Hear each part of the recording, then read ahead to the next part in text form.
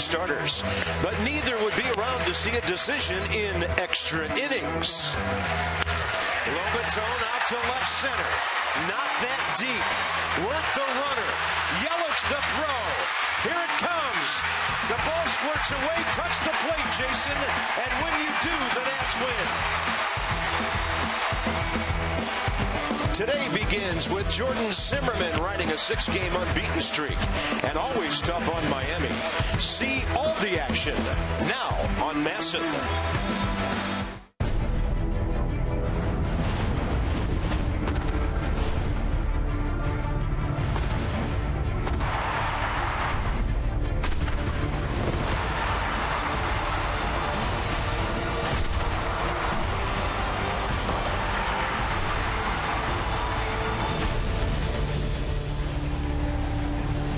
It's been an amazing weekend for baseball weather. Quite a battle here. Last night, Game 3 of the 4-game series. Worth coming up the escalator or the stairs for the Nats and the Marlins. Will go after it again. By the way, they did get the infield cleaned up after that big mess last night. That was a lot of fun. Walk-off win. They don't happen too often these days. And we've got a pitching matchup to consider again today as Jordan Zimmermann, not great last time out. You know he wants to bounce back from giving up those runs in Philly. Well, the last time Jordan Zimmermann faced the Marlins here in the month of September, it ended pretty well, and Jordan Zimmermann's had a lot of success against the Marlins. You look 7-1 record, 2.52 ERA. Last 16 starts, he's 7-3 with a 3.3 ERA, 90 strikeouts, 16 walks, and since 2012 in the month of September, he's 12-1. So the little hiccup on the 3-run home run to Cody Ashley, his last start to tie the game at 6, I thought his stuff was good. He made one mistake, and you're looking for a good one from Jordan here today. Nats have some ownage on Brad Hand. 0-7 career, almost an 8 ERA, and the ball club hitting way over 300 against him. He's 4-6 with a 5.22. Bryce Harper this year has done better than ever against lefties. He's hit 40 home runs, 92 RBIs, of course, and 318 against left-handers this season. He's in the batting race, 7 points up on D. Gordon. So it's Harper on a mission to do special things this year with the long ball and especially against some southpaws.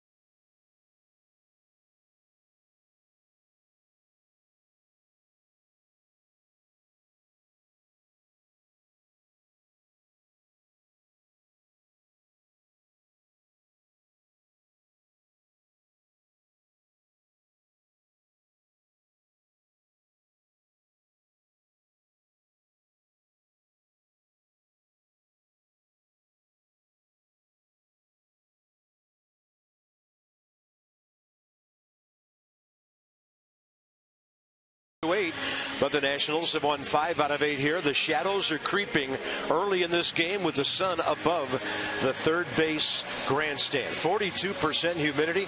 It is toasty at 86 here at game time for a 4:05 start. Marlins are 5th in the league in batting average with D. Gordon leading the way. He has a 10-game hitting streak at Nationals Park, 341 in this ballpark. And, of course, he has 185 hits. That leads stolen base total number 2. And he is a guy who puts the bat on the ball and guides it all over the ballpark. 53 multi-hit games. He's 7 for 21 career against Jordan Zimmerman. Yeah, fastball this year for Jordan averaging 93 miles an hour. Slider 88. Curveball 80. 31st start for Jordan Zimmerman, 12-8 record. 184 and 2/3 innings. Opponents hitting .263 against the Nats right-hander. And like I said, the last 16 starts, 7-3. 90 strikeouts, 16 walks. Set the defense for the Nats behind Jordan. Jason, Michael, Bryce the outfield. Ian Unell left side. Anthony Tyler right side. And Wilson behind the plate. Tyler Moore gets a start at first base today. Here we go. Zimmerman to Gordon. Underway at 4:06 with a swing and a foul. D. Gordon has led off the first 2 games of the series with base hits and been on the front end of a couple of 2-run homers. So maybe a Nats pitcher, Zimmerman, today can hold these guys down early. That's up and in. 1 ball, 1 strike. Crew chief is Ted Barrett. 17th year at the big league level. Adam Hamari, Angel Hernandez, Chris Conroy. 1st, 2nd, and 3rd. Out of play.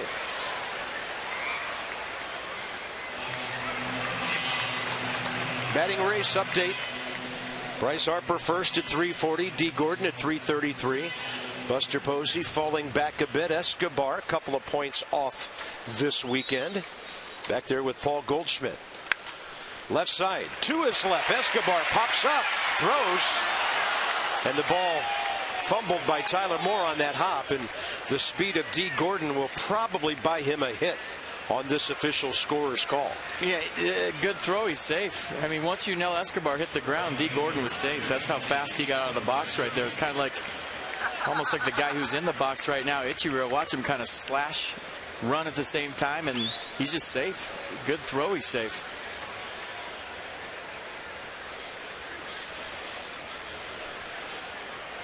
So he's 3 for 3 leading off in this series in the first inning. Here's Ichiro, who's 1 for 7 first 2 games. D. Gordon 52 steals in 69 attempts. Billy Hamilton has 57 bags.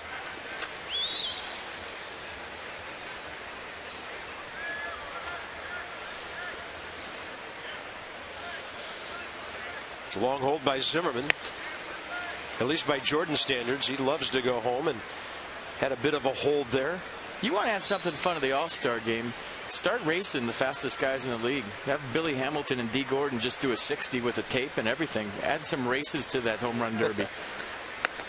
See who's the fastest guy in baseball and let them all race during the All-Star break. Interesting. I'd watch.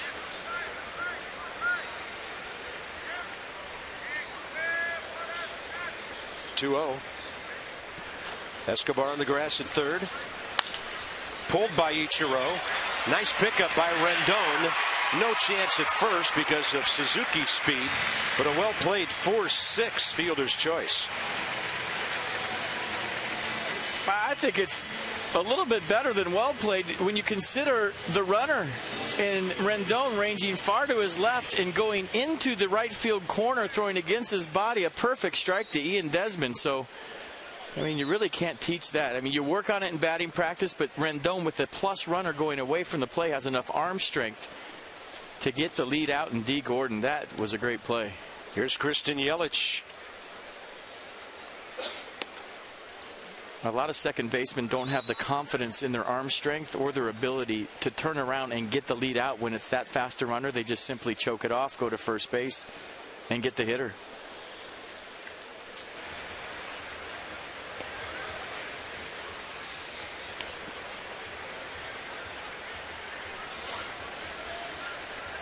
Christian Yelich with a homer, 2 RBIs. Coming last night, 4 for 9 First 2 games here, and he drills one to left center. Ichiro Suzuki heading for third. Lenny Harris is going to send him, could be close at home, and the throw's a little offline, and thus Ramos can't recover to the other side of the plate. Marlins on top.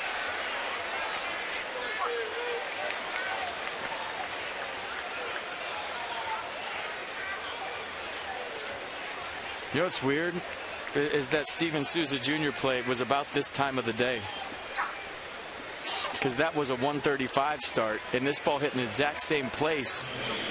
And you had a flashback there for a moment, and you're wondering, does Ian Desmond have enough arm strength to get him? And he does. I mean, look at the throw from Desmond. Wilson Ramos caught it, and Ichiro just gets his foot in. But pretty good relay from Ian Desmond. Nice job of fielding the ball by Wilson Ramos. Just a hair late with the tag, 1-0. Yeah, Ichiro really didn't slide until after he had touched the plate. Now here's another hit. Yelich reading that one. Lenny Harris sending him. And this throw is not in time. Ball gets away, but Justin Bour will stay at first base. 2-0 just like that.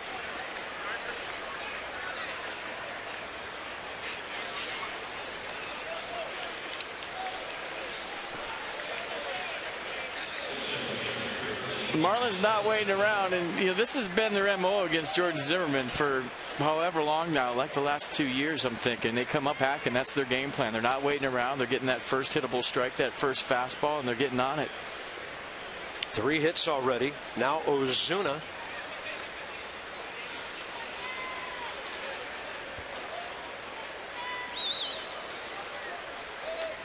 And on the heels of a Mets 5-0 loss to the Yankees, not a great start for the Nats here. Ozuna in the series, 2 for 8 with an RBI.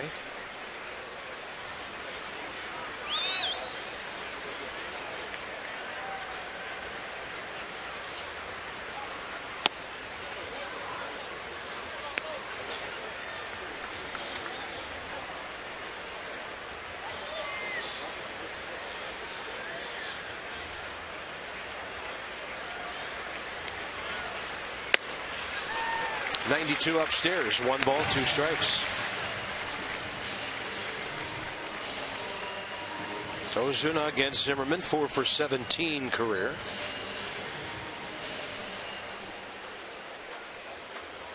So start number 31 and 2 runs today in that total.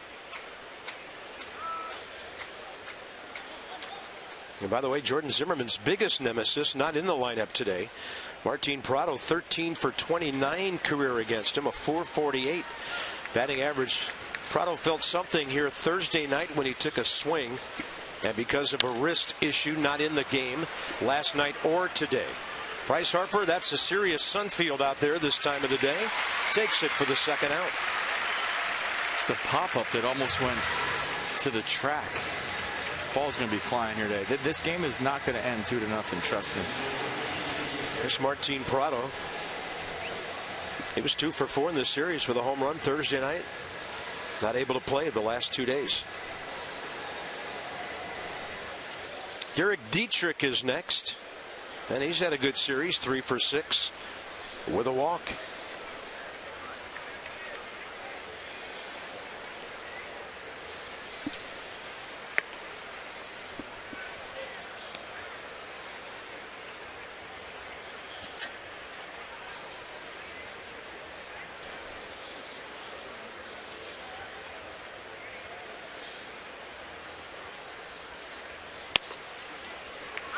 Counts even, 1-1.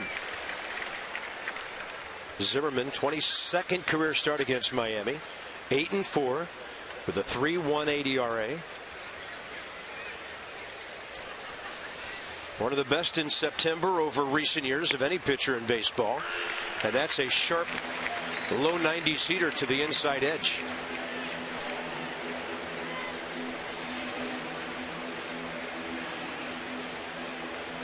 Seems like the second, third inning this year for Jordan is really when he's got his rhythm, gets loose, starts to hit his stride. But the first inning at times this year has been a little bit of a scuffle for him.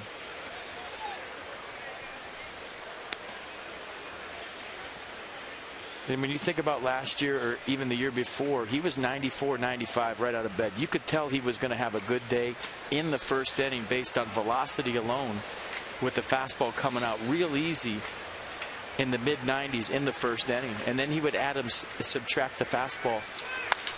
That ball scorched. Rendon, second great play of the inning. What's the score right now if Anthony Rendon doesn't make the 2 plays he did? Marlins will pick up 2.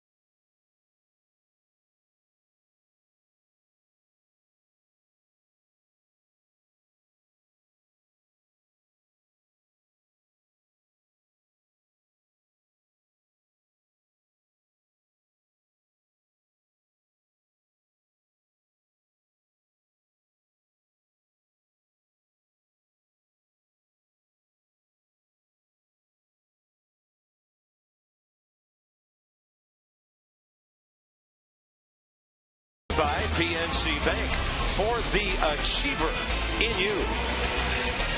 Beautiful view from across the Potomac, right over there, Gravelly Point, just north of Reagan. Yeah, it was good. Jefferson, the Washington Monument. People better duck. That's where the planes fly in real low. They come in real low, approaching from upriver. So here's the Nats lineup with Anthony Rendon at the top.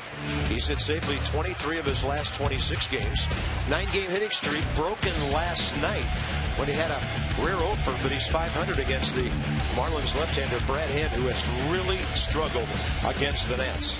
A second straight start against the Nats. Last time a 6-4 loss at Miami. 3 1/3, gave up 3 runs on 5 hits. Walked 4 through 67 pitches, 35 for strikes. He's 0-2 with an 18 ERA in the month of September. And get this stat, folks.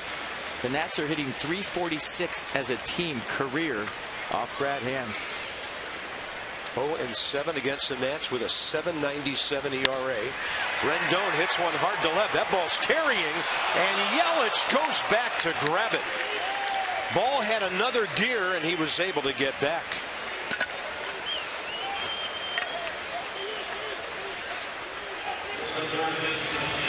I mean, that ball was smoked off the bat of Anthony Rendon, and Christian Yelich with a great play. He got a great break, a great read, and then just the length of his body alone makes this play.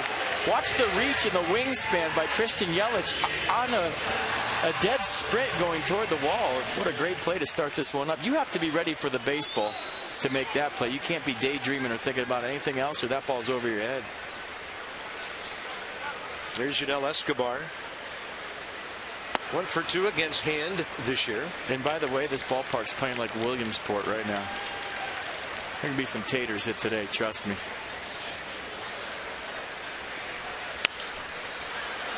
How to play right side. The count's even 1-1. Speaking of taters, there's 40 of them.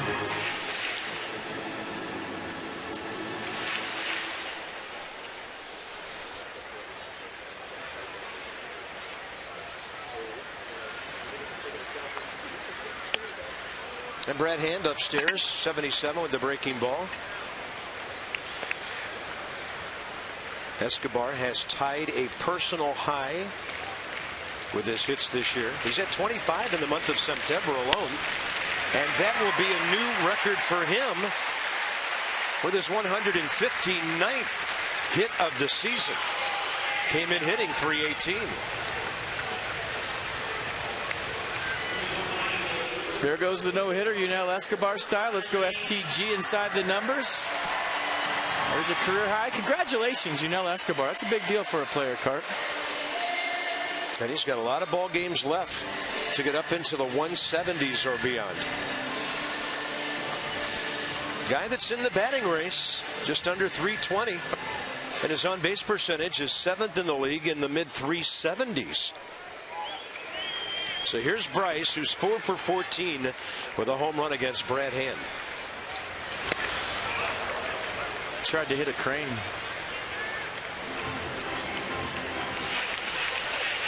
Bryce 3 hits, a couple of walks in this series.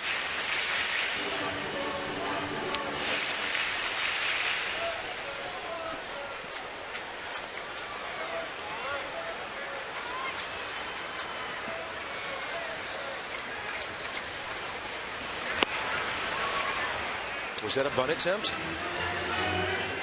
Ish. He had Dietrich way off the line at third. Maybe the shadows had something to do with that, but the first two guys hit it right on the nose, and so did a few of the Marlins.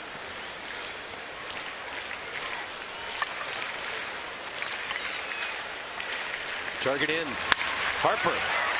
He hits that one hard up the middle. Rojas takes care of it for a 6-3 double play.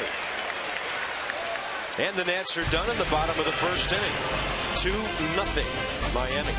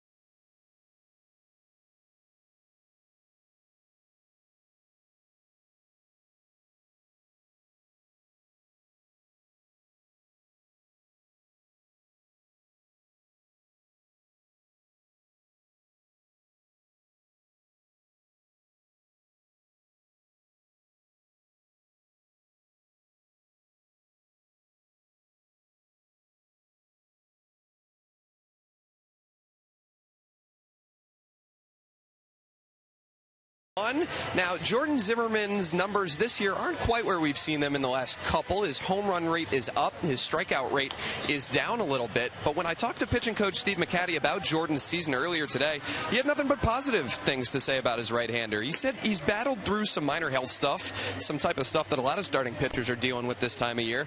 He still posted 12 wins with a few starts left to go. He still posted a 3.5-ish ERA. And yeah, he's allowed a big inning here and there that has kind of skewed his numbers a bit, but he's still pitched pretty well. Another factor for Jordan is that he's now 10 innings away from topping the 195 inning mark for a fourth straight year. Matt Williams says that durability, there's value in that. Going out there every fifth day, taking the ball for your team, even when you don't have your best stuff. That's something that the Nationals lean on with Jordan. He's a bulldog. He's going to keep pitching. Yeah, last 4 years, including right now, 32, 32, 32, and now 31 starts. When you're talking cars, you're talking Coons. Dan with our Coons.com sideline report. The Miami catcher, JT Realmuto, unable to reach a breaking ball way outside. He hasn't had that Cy Young type of year that ideally you want to have going into free agency, but what team wouldn't want this guy as either their one or two, whether it's the Nats next year or whomever? I mean, I think Jordan Zimmermann, when I think about him being on a ball club, I want his makeup and what he's about as a pitcher just pounding the strike zone, not scared, tough guy. That's what you're paying for. And a guy that posts, like Dan just said, a guy that's going to go out there every start that you really don't have to worry about.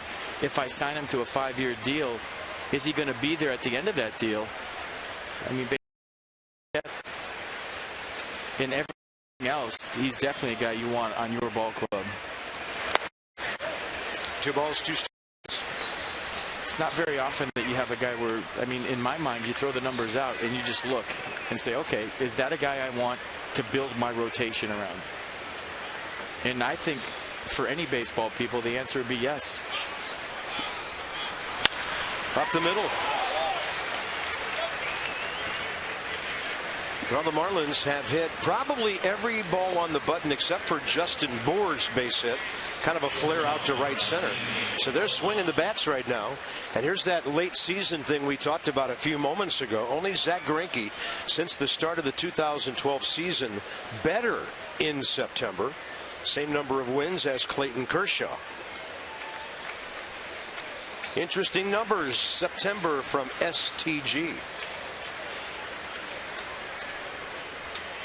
Shortstop Miguel Rojas. Yeah, all those. I mean, I think that's a really good stat because there's been some meaningful games since 2012 in the month of September. It's not like you're pitching for a last place club and you're posting a 12-1 since 2012 in September. And he's been fairly good in October too.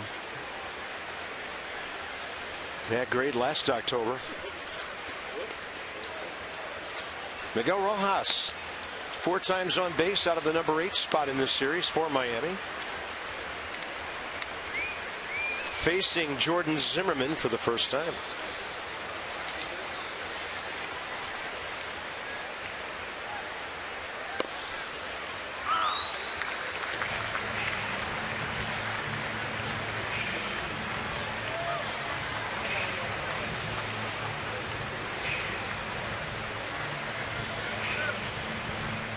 Rojas continues to spell Adeiny Echeverria out with a pulled hamstring.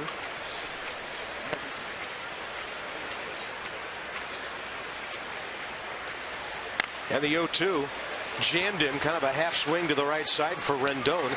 And then he's been all over the place. Down to second base, Real Muto on the first out with Brad Hand coming in to hit.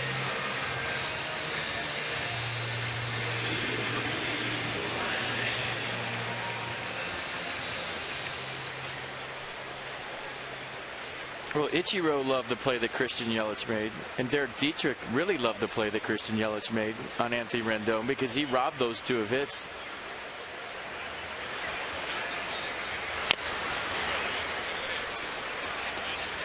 Hand has 2 hits this year and 2 RBIs. From Chaska, Minnesota, right outside Minneapolis.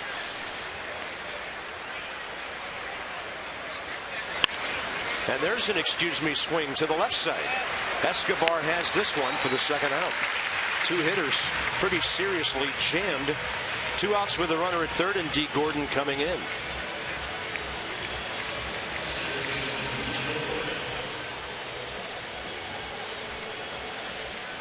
That's a productive out by Brad Hand because you have an infield single potentially in the batter's box right now. So a lot of pitchers go up there and strike out and don't advance a runner. So even though there's 2 outs with D. Gordon up, he's a base hit bunt possibility. He's an infield single possibility, and that would be a run because of Brad Hand. Off-speed pitch, and that got right through Wilson Ramos. Looked to me like it hit the right leg or the shoe of the umpire, Ted Barrett, or else it was heading straight back.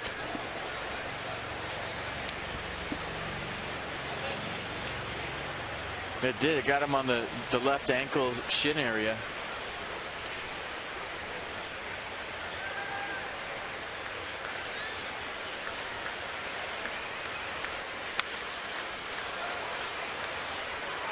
Well, D. Gordon, talk about a leadoff guy.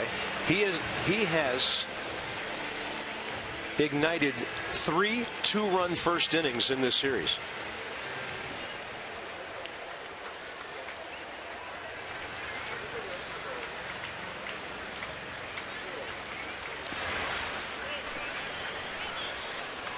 You know, as a middle infielder, when you have a guy with the speed of D. Gordon, you have to cheat in a couple of steps. So normally, see where Ian Desmond is? Normally he's on the grass. But he's almost at double play depth by the time he creeps up and the pitch is thrown. Look at Yunel Escobar, how shallow he is at third base. It's through the speed. In the dirt, and Wilson Ramos goes backstop on that one.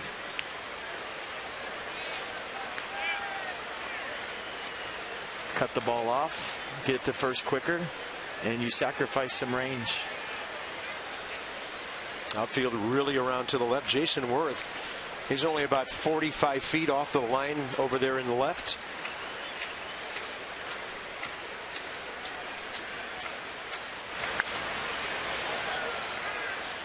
Tough guy to strike out.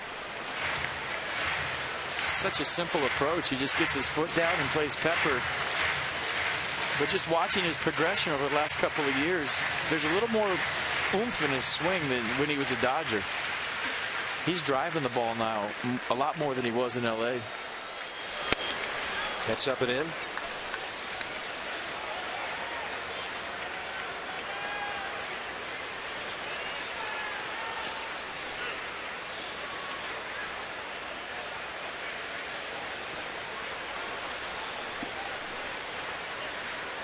Ichiro on deck. Top of the second. Marlins already by 2. And a nasty breaking ball. Maybe a cutter down and in. Good looking pitch by Jordan Zimmerman to get that strikeout. His first of the day. A guy that's really tough to do that too.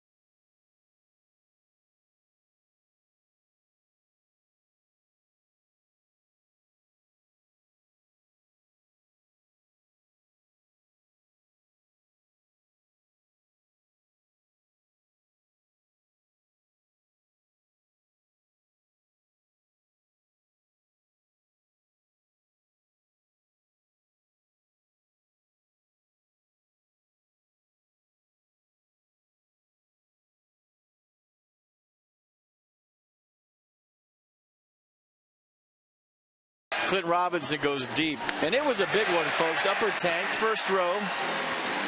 Just pured a Jose Fernandez fastball for his 8th home run, and he told me today that his cell phone blew up last night with all of his relatives wondering if they had season tickets for next year for free. And speaking of swing for your seats, have you ever wanted to experience the thrill of doing that? Have you ever wanted free season? Well, duh, yeah, you want free season tickets. Purchase or renew your 2016 Nats Plus membership by October 5th for your chance to swing for your seats.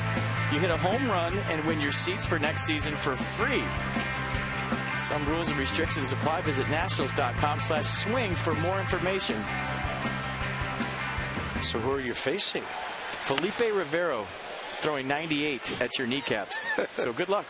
So get your credit card ready for your seats next year. That'll be fun.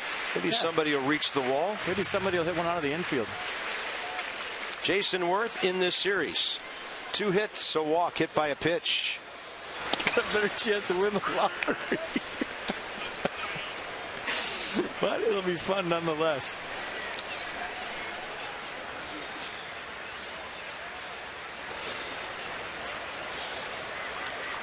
One ball, one strike. That's way inside. Ball 2. Worth, Desmond, and Taylor, bottom of the second. Jason, last 13 games, 20 walks, 25 runs, 8 homers, 20 batted in. 301 over that time. Off to the right. Counts even 2-2.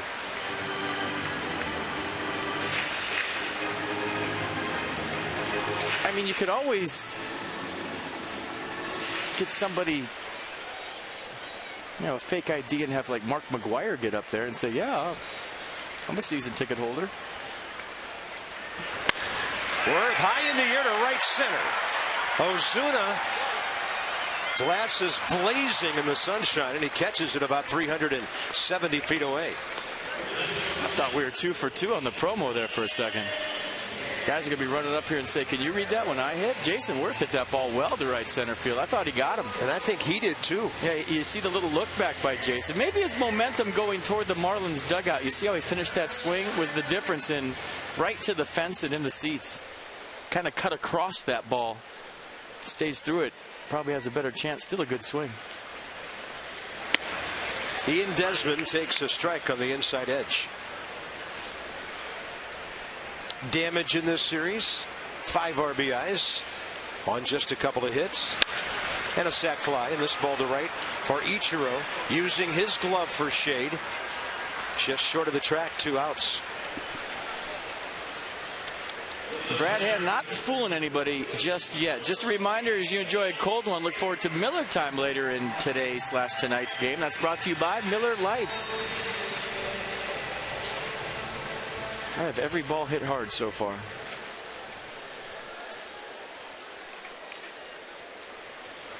Michael A. Taylor. Perfect against Hand. 3 for 3 with a walk. That is going to find some room up the middle. And the Nats have their second base hit. I have 6 hitters and 6 balls hit hard. Anthony Rendon line drive to left. Yunel Escobar base hit up the middle. Bryce Harper hit a bullet for that double play. Worth deep fly ball. Desmond deep fly ball. Now Michael Taylor, who had the big hit last night, goes right back up the middle.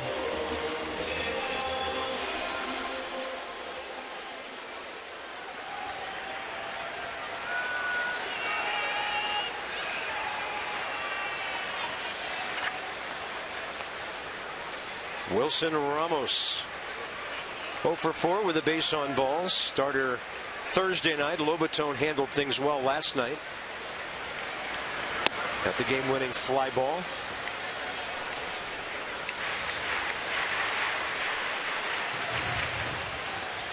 Another big, strong right-handed bat on deck in Tyler Moore.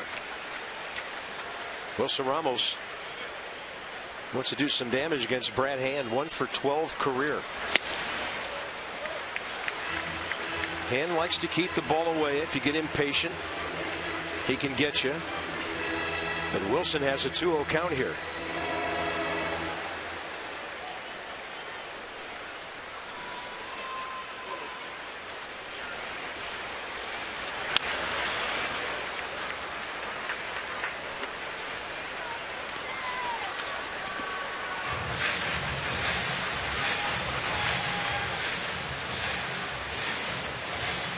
%90 fastballs so far from Hand.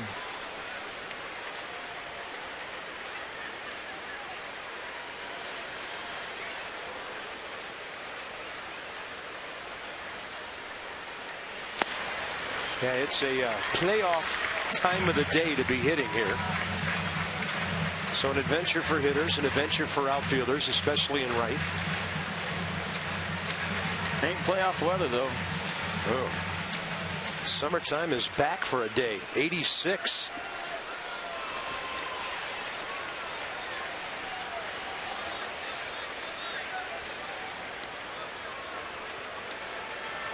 Taylor 15 of 18 this year. Nationals down by 2.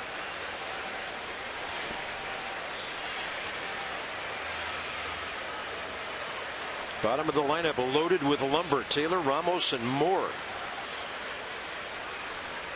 Way outside. 2 on, 1 out with Tyler Moore. About to take his first AB of the day.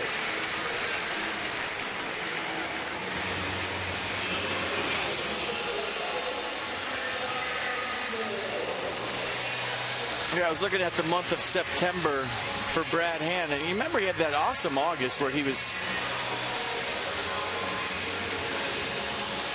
or the awesome June and July. But in the month of September, he's walked 6 batters and struck out just 3. So he's had some command issues.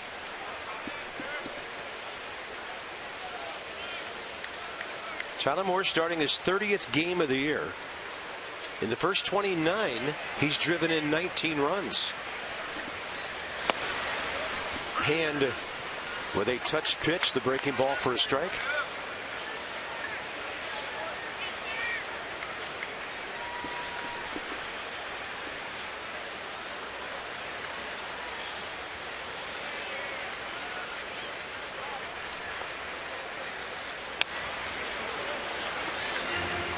It's a pitch right there. He just got his pitch and fouled it back. Now you got to fight in an 0-2 count.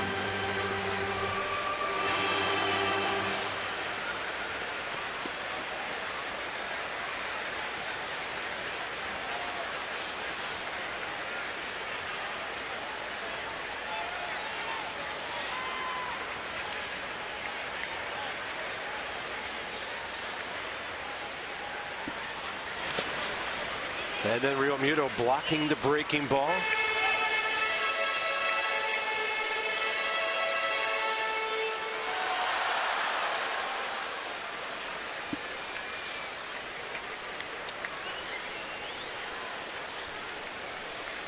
Tyler Moore, 4 homers on the year, 23 batted in.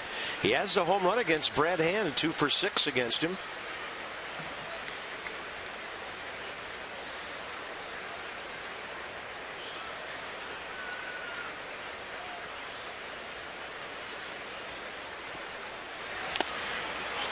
That's a swing and a foul tip, and the catcher caught it cleanly. Nats will strand 2, their first 2 of the day. Marlins by 2.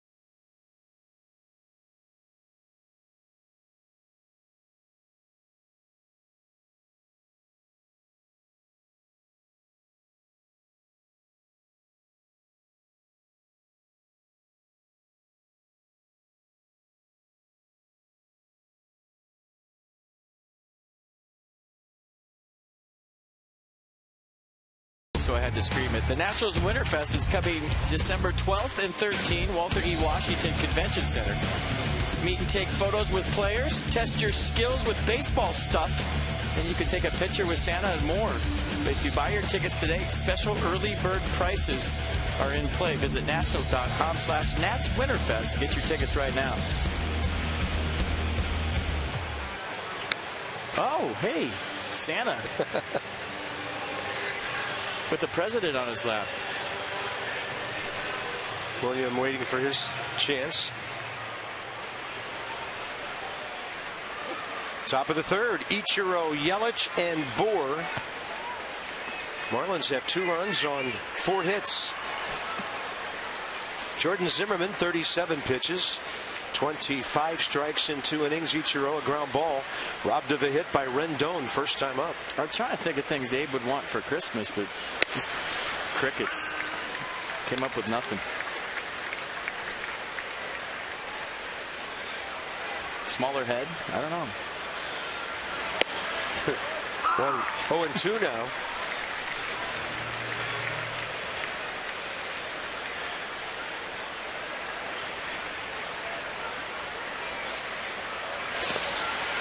Off speed. It's a swing and a miss. And Ramos throws it to Tyler Moore for the first out. Hey, this is what I'm talking about. Getting a feel for the off-speed, second or third inning. It seems like every Jordan Zimmerman start this year, that's when he starts to settle in. You see the rhythm right there? The curveball to Ichiro at 82 was maybe the best pitch he's thrown. The slider to D. Gordon for strike 3 to end the second was also on point.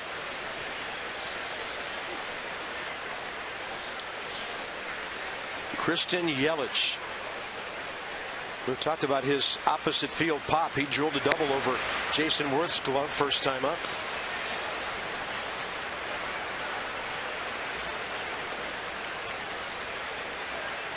'40th RBI for Yelich, who's healthy again. 9 for his last 20.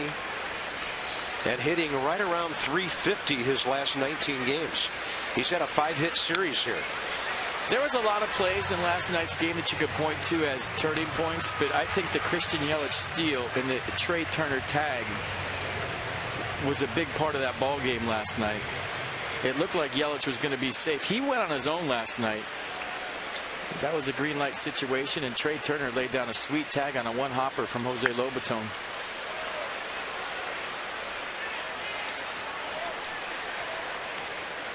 There's Trey.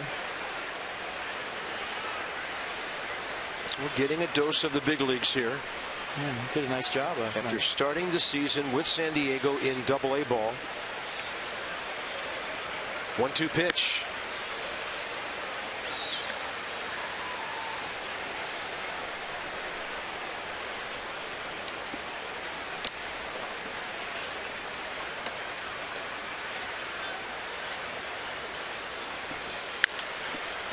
One hopper out to Ian Desmond. Unloads in a hurry. And 2 down here in the third, and now Jordan's retired. 5 in a row and 7 of the last 8.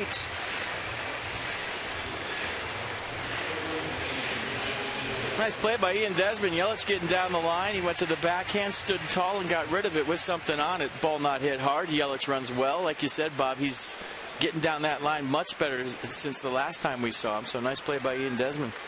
He's had some knee issues over the last year or so. Here's Justin Bour, RBI hit his first time. He's driven in 4 in this series and 62 on the year. And another line drive hit.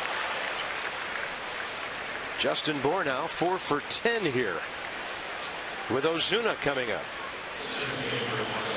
George Mason can really hit. It's now time for you to tweet your strongest fan photo using hashtag NatsCouchCam, and you just might see yourself in an upcoming broadcast that's brought to you by T-Mobile.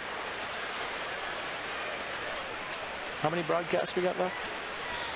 After today, 14.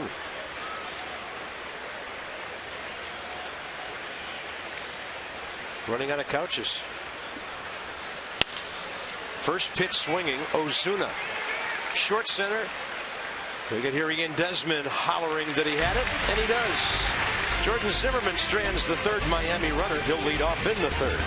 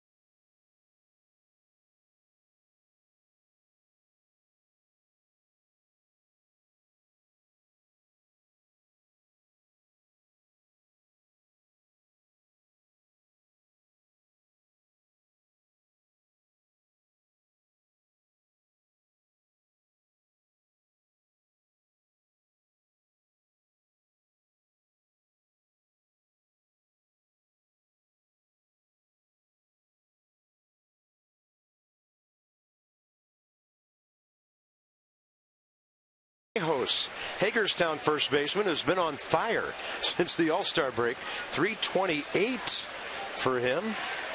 Quite a second half. Doubles, triples, 5 homers. Yeah. Actually a hyphenated name, Jose Marmoleos Diaz. He's from New Jersey. And he went to high school in Florida. Well done. That's PNC Bank, by the way, with our minor league report for the Achiever in you.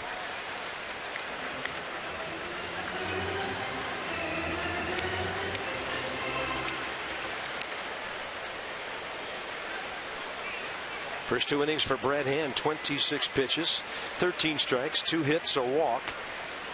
Jordan Zimmerman about to be 0 for 3 career against him as Ichiro fights that sun.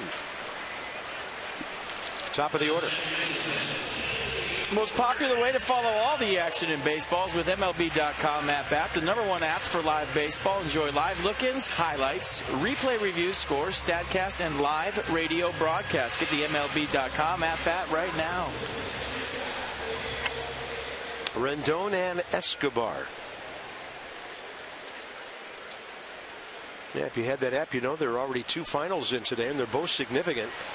Yankees now 4 back of the Blue Jays as they shut out the Mets 5-0. And the Cubs held on for a 5-4 win at home against St. Louis. And if the Pirates don't win in LA tonight, there's a second-place tie in the Central, but also a wild card tie between those two. The Cubs are 1/2 game behind Pittsburgh now.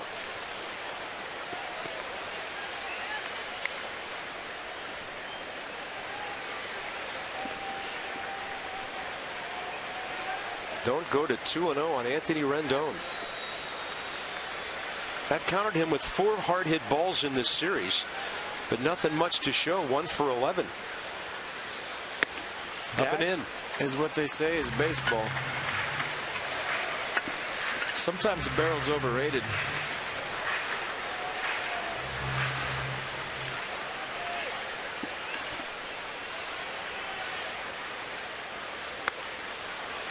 And he walks Rendon, does Brad Hand, on 4 pitches.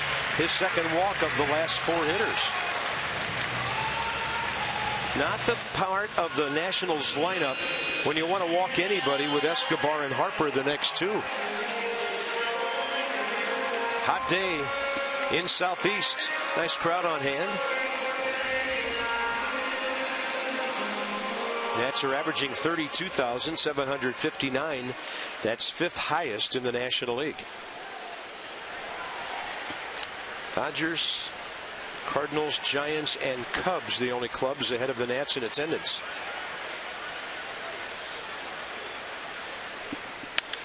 Escobar, first pitch swinging, fly ball, right field for Ichiro.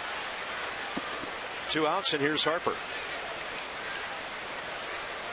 Series finale tomorrow. Justin Nicolino, the rookie, going against Steven Strasburg. 1:35 first pitch tomorrow. We'll join you at 1:30. Then the Orioles are in for 3. That'll complete the Nats interleague play this year. By the way, they're 8-9 against the American League. And then the Phillies in for the final weekend homestand before that makeup game a week from Monday against Cincinnati.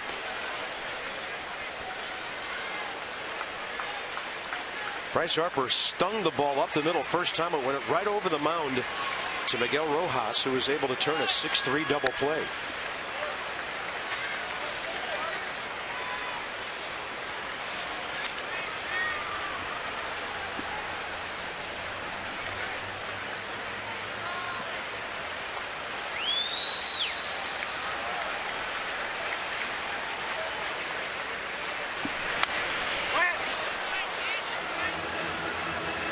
American Standard, who's hot, who's not? Check out Bryce Harper's numbers against lefties this year versus the last few years. Average 318, used to be 237. And that's 3 years combined on the right. So big time improvements. Slugging percentage, on base percentage, everything up, just like the rest of Bryce Harper's game. Celebrate his season with the American Standard All-Star Sales event.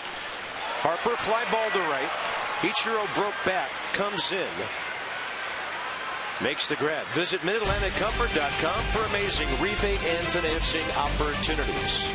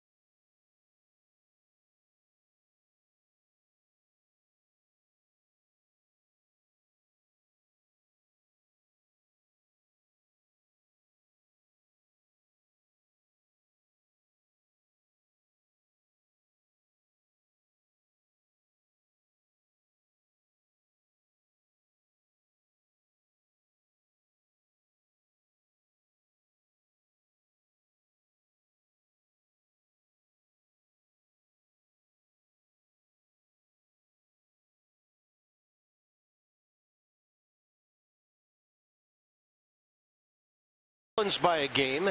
Nats 5-3 here. Identical runs, batting averages in the neighborhood. Home runs, Nats advantage. Extra base hits, just about even. The Marlins have given the Nats some headaches this year. They've done the same recently to the Mets, and that one Derek Dietrich couldn't turn away from.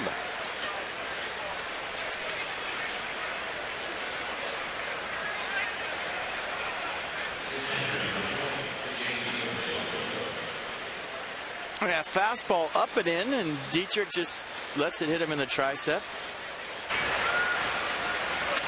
He's got a pad there, but I think that was above his pad.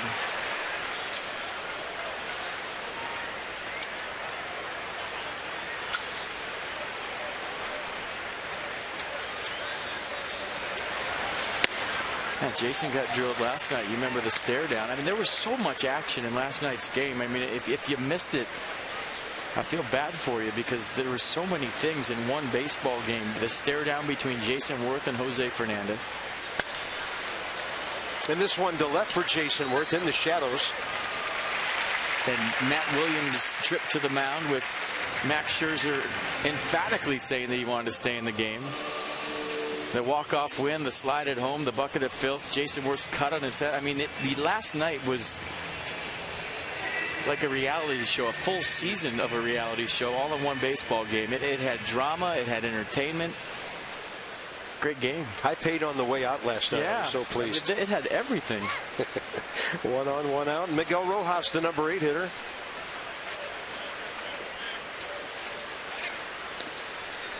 It wasn't a huge crowd last night, 27,495, but it took a long time to get away from the ballpark, indicating to me that just about everybody stayed till the end of a really exciting kind of seesaw here and there ball game.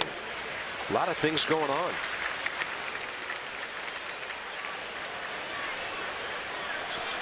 Rojas ground ball to second base, first time up. Top of the 4th inning, Marlins lead the Nats 2-0. Miami's out hit Washington 5-2. Couple of good breaking balls spinning on the right-handed batter. I think he asked for time and obviously didn't get it, and then decided to swing. You see that a lot. I just don't understand how players. You remember the Bo Jackson home run, right?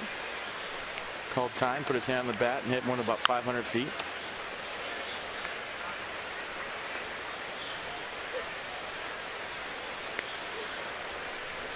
Yeah, Bo called time just to try to make it fair.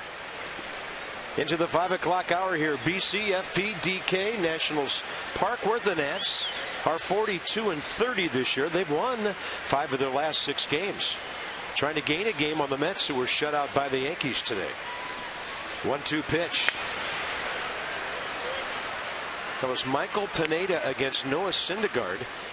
And then I saw a headline a little later that said Syndergaard, or rather DeGrom, might be skipping his next start. So the Mets are piecing things together here in September with their young arms. Yeah, they're 1-3 in their last 4.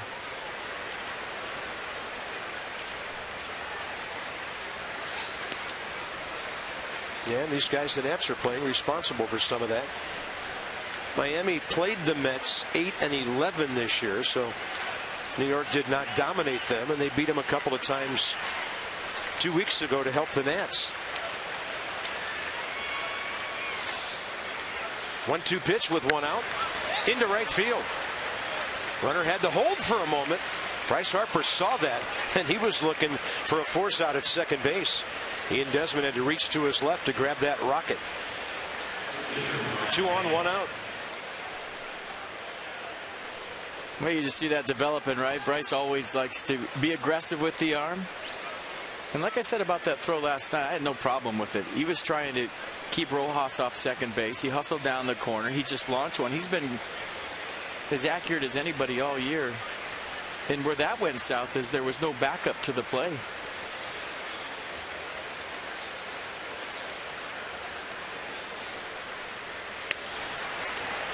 Deadens it nicely, does the pitcher Brad Hand. Moves 2 runners ahead for one of the best hit men in the game. Well, the best this year in terms of getting hits, D. Gordon. 1-4 on the sacrifice.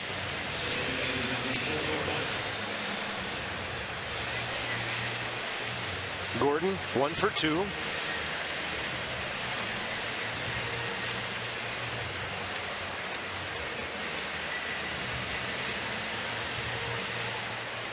First base open, but Ichiro, another lefty after D. Gordon. I think they're deciding what they want to do right here. Kind of a little team meeting. Do you want to go after D. Gordon? Guy's hitting .333. He's already got a single.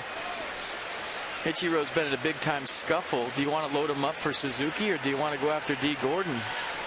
You know, Zimmerman's got command. He's not afraid to pitch with the bases loaded, and wouldn't be the worst idea in the world, down by 2 here early, to pitch carefully to D. Gordon.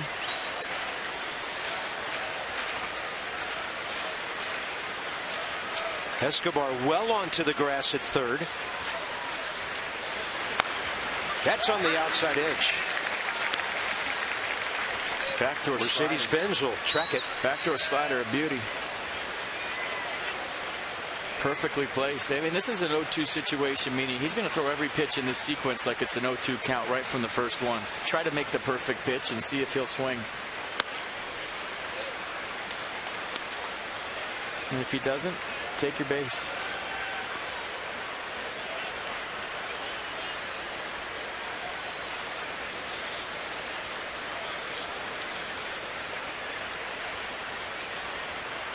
One pitch. Way inside.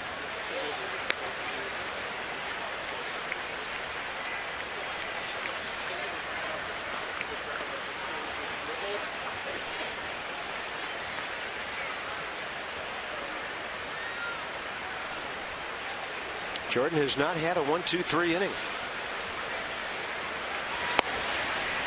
That one comes cutting back in. 2-2. Yeah, backdoor slider again. Like D. Gordon kind of giving up on that pitch. See if they go out there or they go back knee like they did for strike 3 last time up. He threw a nasty slider to D. Gordon under his bat, under his hands for strike 3. Does he repeat or does he go outside? He'll go fastball upstairs to fill the count.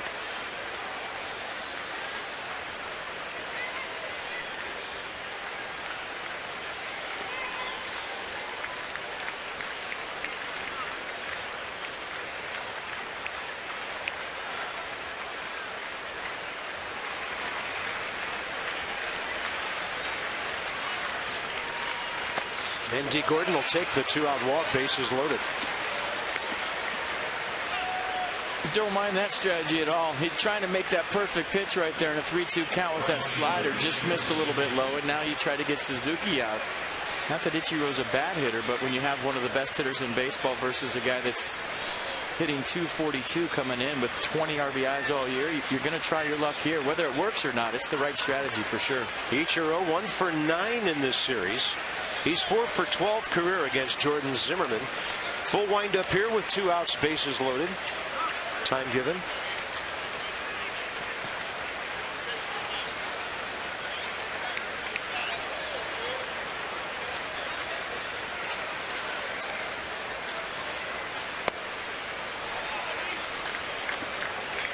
Let's hop on a Jeep and check some numbers here. Active hits leaders, A-Rod over 100 ahead. Ichiro now just 67 away from 3,000 in his big league career. And then Zimmerman gets that one to drop in and stay a strike. And Ichiro, I think, takes exception to that call. 1-1. Well, what you heard in the background was the whole Marlins bench on this call. Yeah. Wilson Ramos's glove hit the ground, and you heard the ruckus in the background. It was about 30 guys chirping, justifiably so, in my opinion, on the third baseline. 1-1. And then Zimmerman gets a call to the outside edge. Ichiro not sure about this one either. Let's take a look. Second pitch is in the box, but the way I think it was presented by Wilson Ramos and his glove hitting the ground is what got the Marlins' attention. Usually don't get those calls.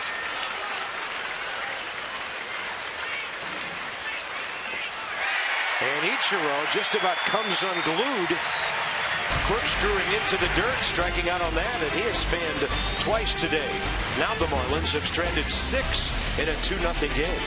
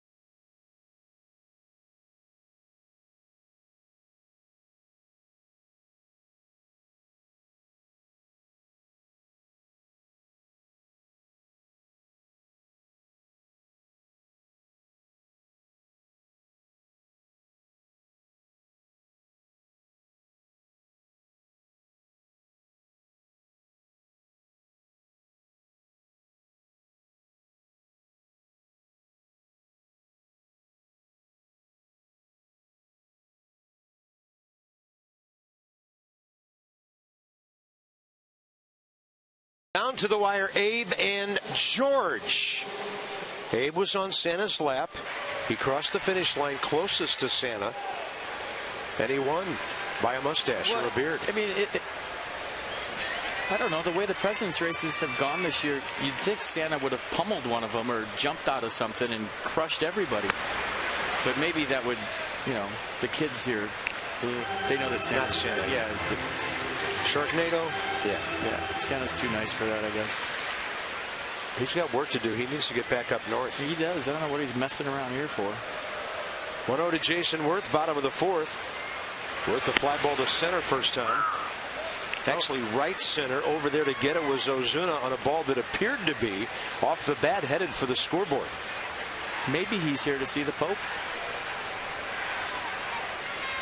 It's a good call.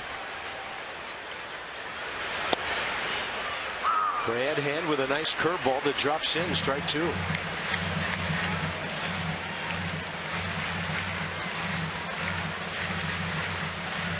Taylor, that was beautiful execution of a game plan by Jordan Zimmermann, and I like what I saw on the mound. Players going over it. And then Worth back-to-back with Suzuki, kind of crazy strikeout swings. And for more, here's Dan. Bob, Jason Worth went down right there. He went down in that batter's box last night when sliding into home plate for the game-winning run in extra innings. Talked to Jason after the game last night. He had a raspberry above his eye. I asked him how he would rate the slide. He said an 8 on the crash landing scale. He added that he's gone into home headfirst twice in his career, both this year. One earlier here at Nats Park against Milwaukee. Both of them, he said, have been face plants. And Ian Desmond posted the Exmo shot on the team chat. Everyone was laughing about it after the game, including Jason. Yeah, Jason had to go ahead and go back and touch home plate when the ball got away from Real Muto. And Ian Desmond, high fly ball to right. Ichiro into the corner and then up against the wall out there. And the Nats aren't missing by much. Yeah, I texted Jason after the game and I said, early work face plant sliding practice tomorrow. Easy for me to say, but here's the other time he slid face first. Not head first, but face first. And this is not head first, this is face first. So maybe all those years of playing right field and watching the president's races go by, I mean, all them face planting, it's kind of like osmosis and rubbed off on Jason Worth. But you know what I took from that? He's still playing hard. These guys are still grinding. They're still trying. They're playing hard right till the very end, even though it doesn't look great. And you got your big guy playing that hard. That was fun to watch. I mean, we could have all the laughs we want about it, and he'll be the first one to make fun of himself for going face plant, but he's playing hard.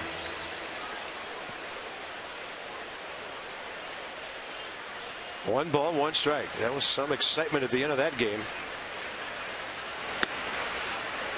Michael A. Taylor, 2 for 6 with a couple of walks in the series. Hard base hit up the middle, first time up. That's the last hit. Brad Hand's given up. He walked Ramos and Rendon since then, but nobody able to break through. Something just fell off of somebody. Somebody's body part or equipment just went flying back toward the backstop. You see that? I think it was JT Realmuto's shoulder. Was this his shoulder? Did part of his shoulder fly off right here? Yep. I think that was the scapula. Wow, perfect frisbee action on that shoulder guard. Oh, that was the guard. All right.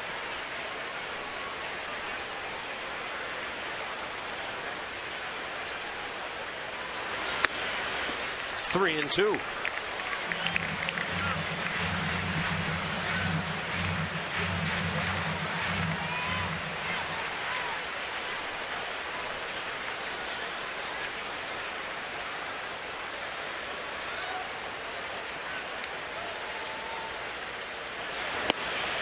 And then Brad Hand with 86 gets the strikeout.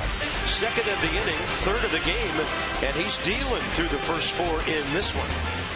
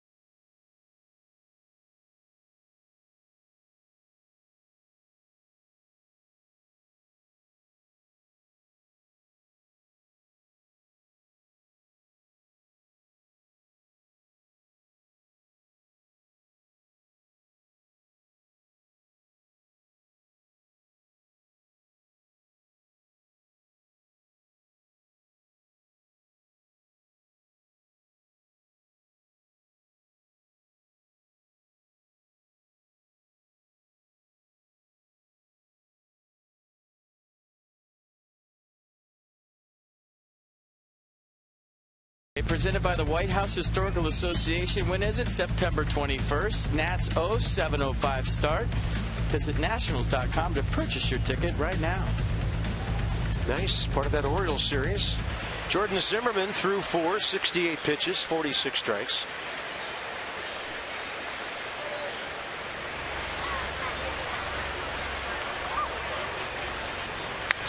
And a ball ripped and caught to his left, Tyler Moore.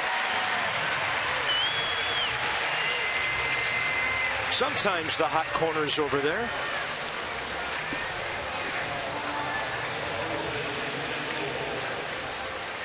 That's played by Tyler Moore, ready for the baseball. Christian Yelich swinging the bat well here today. Next up, Justin Bour. He's 2 for 2.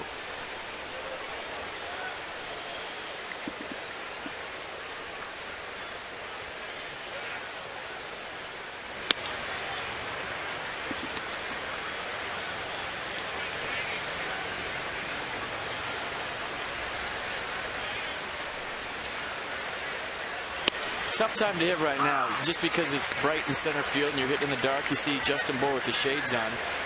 So you get on the fastball here, still see that. You just don't pick up rotation on the off speed. That's when it gets difficult. And you could tell by the way Jason Worth swung right there with 2 strikes. He had no idea about rotation on that baseball based on the conditions right now to see.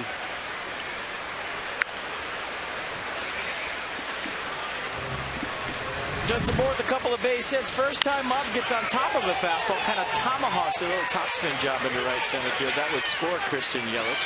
That's in the first inning. And this one, a laser past Ian Desmond. So 2 for 2, couple of low line drives. And he thought he was getting a heater. Jordan Zimmermann really hooked him hard. So strikeout number 4. 2 outs here in the 5th with Ozuna coming up. Nissan will track it. Yeah, tough to pick up the rotation. And he was convinced that was a fastball. Hitting in these situations, it doesn't matter. You could try sunglasses. You can try red contact. It doesn't matter. It's just you have to wait about another inning or so before you pick up the baseball again, or at least pick up the off speed again.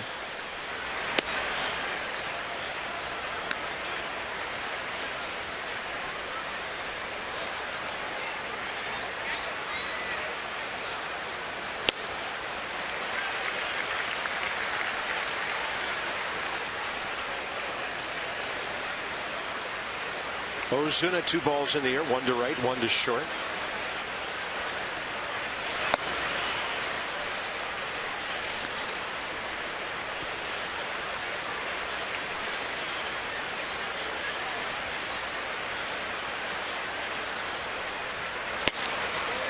Close, ball 3. I said it before. In these situations, I think the best strategy is just don't swing. Hope he throws you 4 before he throws you 3.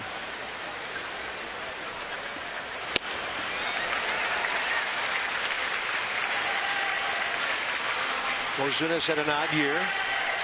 As we talked about last week, turned down a big contract before the season.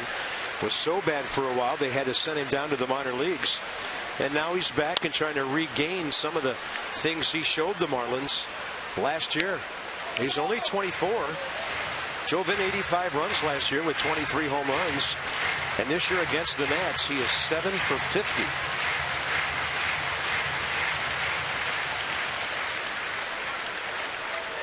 (3-2) with 2 outs. Off speed, Jordan Zimmermann. And this will require a throw from Ramos. Jordan finally has his first 1-2-3 of the afternoon.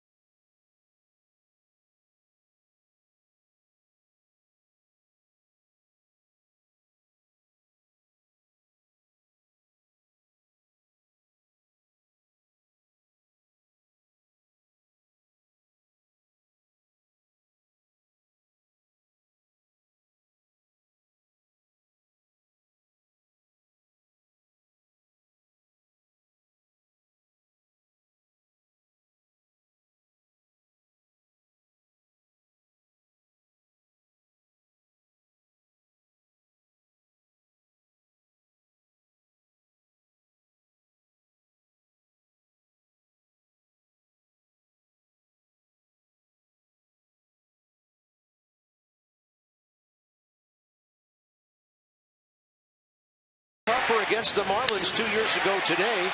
And on a night game, he would go deep against Henderson Alvarez. 3-run shot first inning, his 20th of the year. So a milestone there for Bryce. Although he hit 22 the year before that as Rookie of the Year. And that would be his home run total for the 2013 season. 20 home runs and 58 RBIs. It's all brought to you by University of Maryland, University College.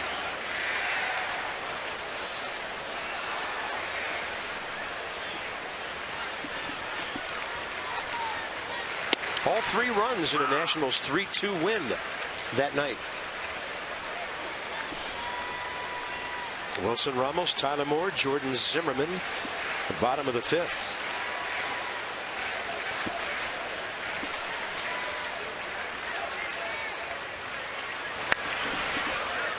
It's another check swing.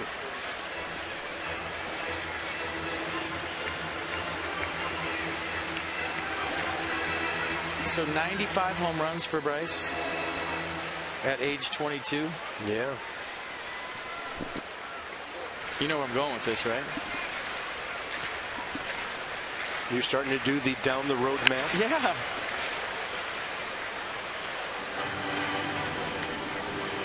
I mean, there you go. 40, 13, 20, 22, 95 home runs at a very young age. And, you know, the big thing is he's on the field this year. Last year, only 100 games. Year before, only 118. Well, I think the one thing you take away from this year more than the stats and the obvious is that he's learned to play under control. Wilson Ramos on a 1-2 pitch strikes out. And under control, but still playing hard. So there's that fine line, right? In the first couple of years, he'd play hard, but a little bit out of control at times. As any 19, 20, or 21-year-old will do at the big leagues that plays hard. But this year he found that perfect niche of playing hard, yet under control and staying on the field. So you didn't have to total overhaul your game and not play hard to stay healthy, but playing hard and playing smart and knowing when to play hard and when to pull back a little bit at certain moments, i.e. not running into the wall in a 7-0 game and pulling up, or, you know, maybe on a bullet double play ball you don't go 110% down to first and you're able to play in September and hopefully October. I mean, we can talk about the numbers, the stats, the walks, all you want, but what I'm taking away is Bryce Harper finally learned how to find that special niche. Tyler Moore, high drive, deep left center, and gone. Tyler Moore with his 5th of the year, and the Nats finally are on the board in the 5th inning.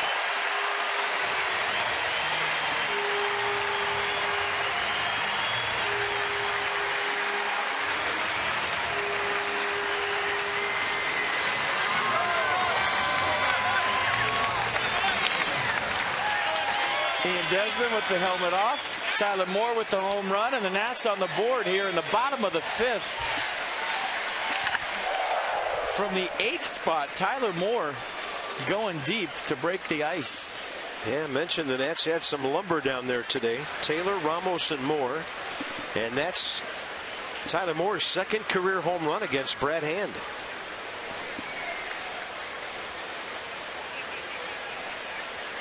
Jordan Zimmerman, fly ball to right first time. 2-6-0 Marlins, 1-3-0 Nationals. Brad Hand has given up 8 home runs this year in 90 innings.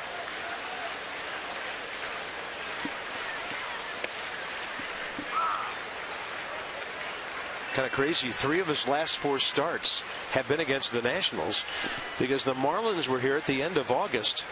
Then he started against them last weekend in Miami. And here we go again. Strike 2, counts even.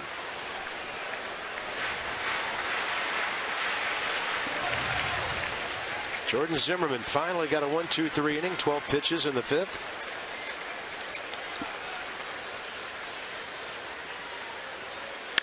And Zimmerman rips one. They weren't playing him over there. Ozuna has to go a ways to cut it off, and Jordan will stop beyond first base and come back. That's his 9th hit of the year.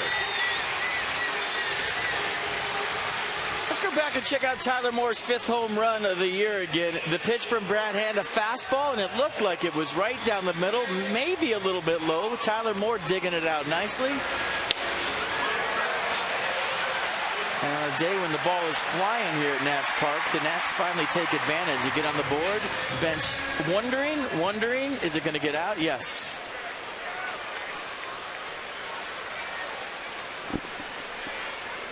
Tying runs on. Here's Rendon.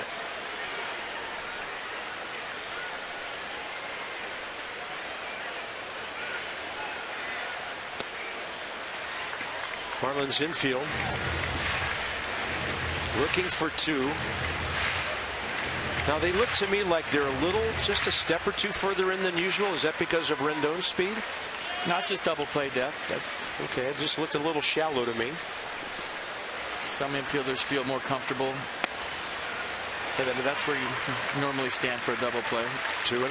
Rojas may be a step in closer, but D. Gordon's right where he's supposed to be.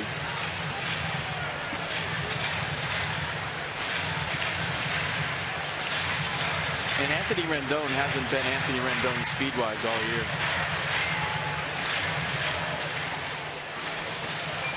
year. Injuries, lower half stuff going on. So this is 1 month and 1 day. That trip to Colorado when the Nats offense came alive, and it has stayed alive.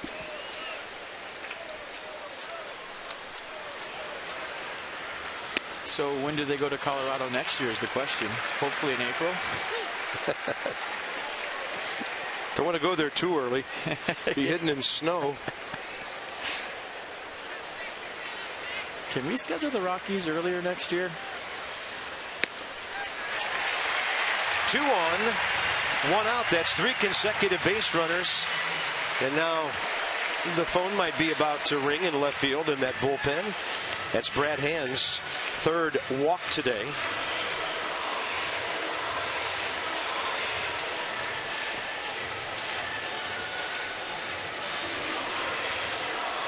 Pretty good command through 4 innings, averaging 12 pitches per.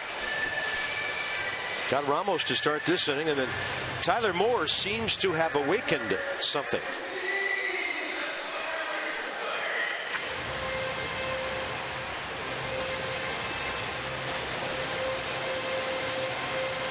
And Chuck Hernandez out there, the whole infield gathered around.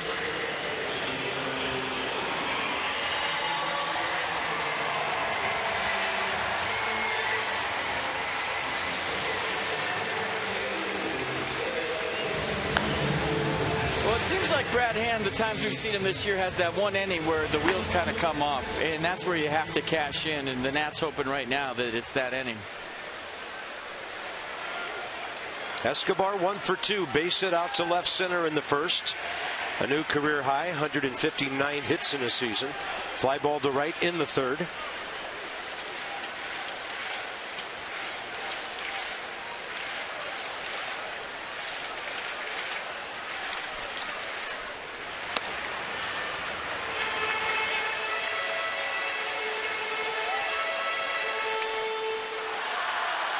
They're not going to hold the trail runner, but even with Justin Bour playing behind Rendon, there's a lot of room on the right side.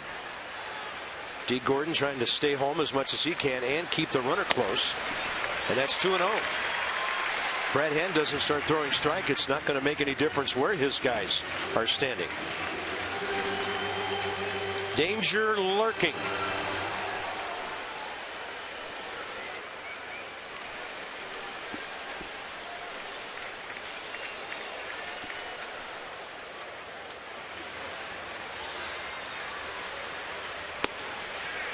No, not even close. Don't even think about it. He's not near the strike zone. The wheels are coming off. Let him come off. No green light.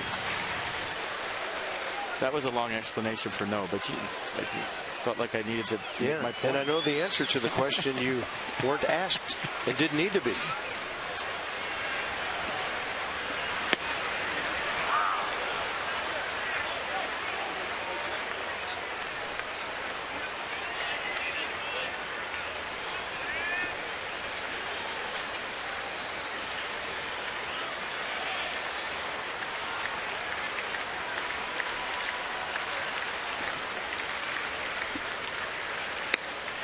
Ball 4, bases loaded in a 1-run game for Bryce Harper. Line moving.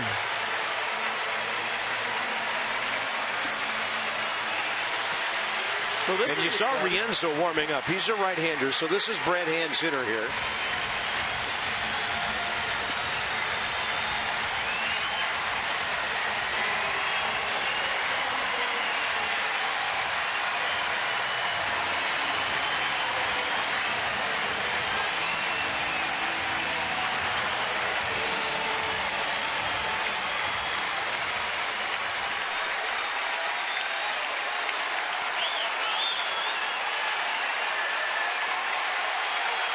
Ballpark alive here in the 5th inning. Up in the zone, but the breaking ball gets enough for a strike.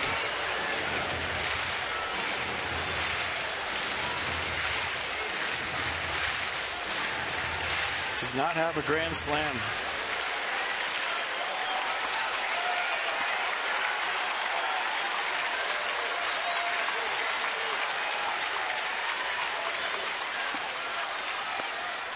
And he almost threw it away. Real Muto with a big-time slide to his left. This all started because Jordan Zimmerman got a base hit after the Tyler Moore homer. Anthony Rendon and Escobar both walked. So still only 1 out in the inning. First order of business, get that tying run home. And we'll see what else Bryce can do.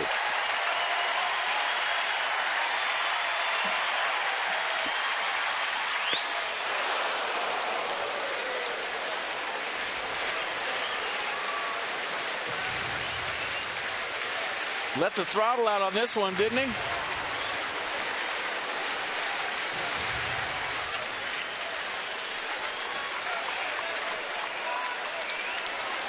So Brad Hand up in the zone with a couple of strikes here.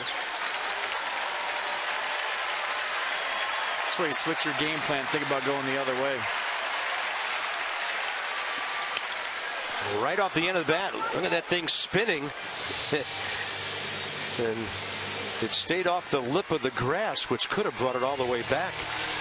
So it's a 1-2 count still. And I want to say the last time Bryce faced Brad Hand here at Nats Park, he had a hit the other way off him.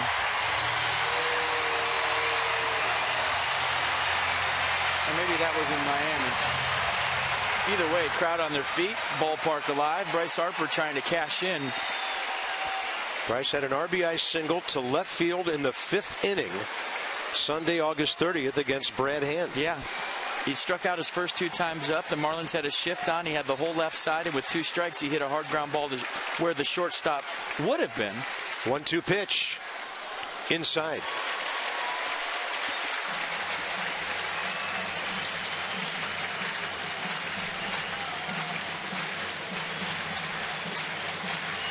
And the at bat from Mercedes-Benz. Bryce with no batting gloves here. And a count of 2-2.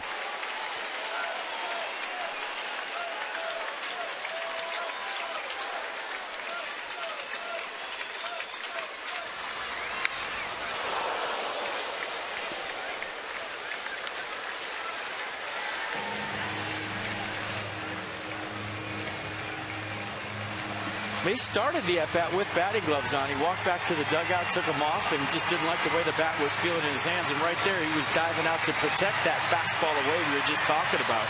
And that's where Hand actually wanted it. But it was up and in.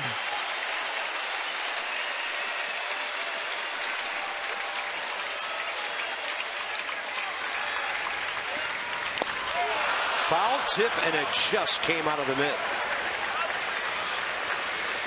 He's going back to batting gloves. Look at this. No, he wants rosin. Telling me he's not really getting a good feel for the bat in his hands. If you change your batting gloves in the middle of that bat, maybe the humidity, maybe they got wet, maybe the bat was slipping in his batting gloves, or his hands were slipping in his batting gloves.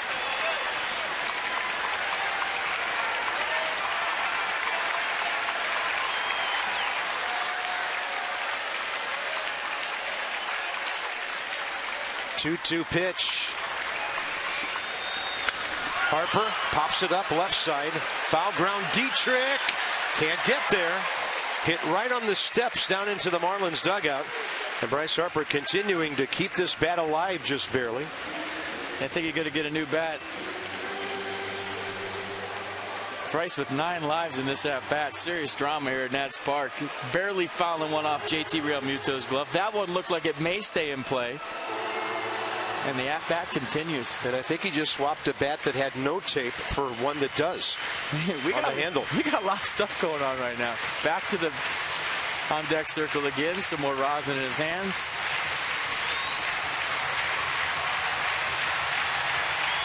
Crowd still on their feet.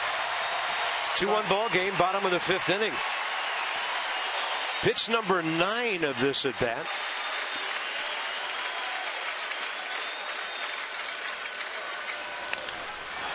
That almost got Jason Worth.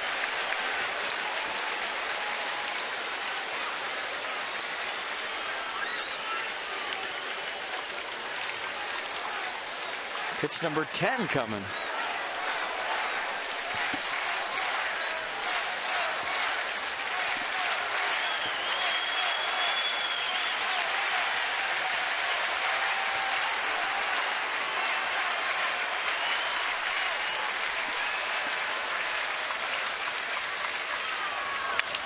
Two and Harper to right center. Ichiro after it. He'll make the catch. Tagging and coming home, Jordan Zimmerman, and a fantastic bat performance by Bryce Harper, fighting for survival and getting his 93rd RBI.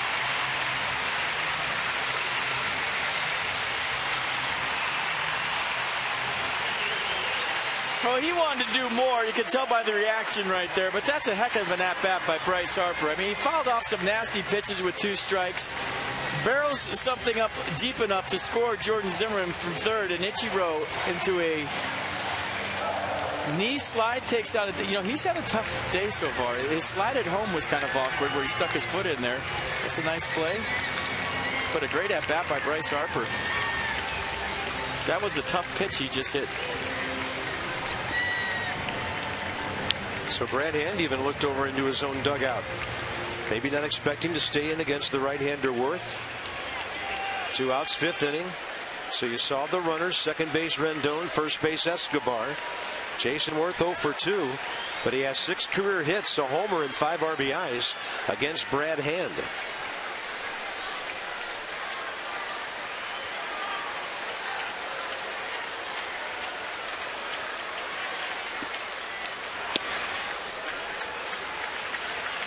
Able to stop everything right there.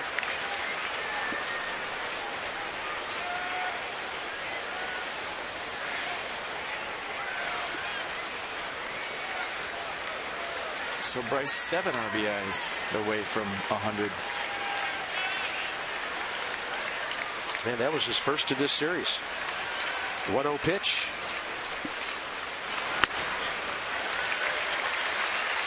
Jason Worth, 3rd inning, August 3rd, or 30th against Brad Hand. Yeah, low liner out to left, just got out of here. Jason Worth with the fist pump. He would double another run in later. Nats won 7-4. 2-0 pitch.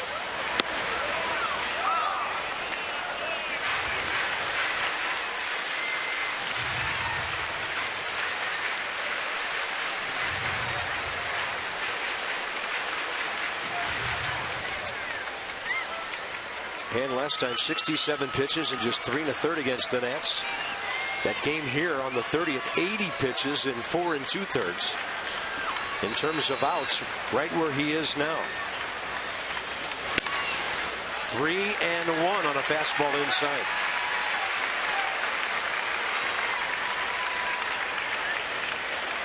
Got a black eye from where he face planted last night. You see that?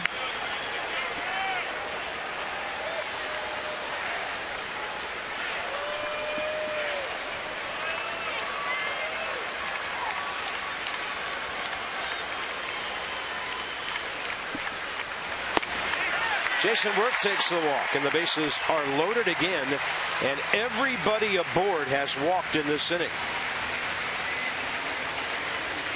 We talked about the command issues with Brad Hand. He walked 4 Nationals the last time he faced him, and that was just in 3 1/3 inning. He's walked 3 here in the 5th. And facing Ian Desmond is always risky business with the bases loaded. So the left-hander stays. 36 pitches in the inning. Ian Desmond 0 for 2, couple of fly balls to right. Couple of deep fly balls to right.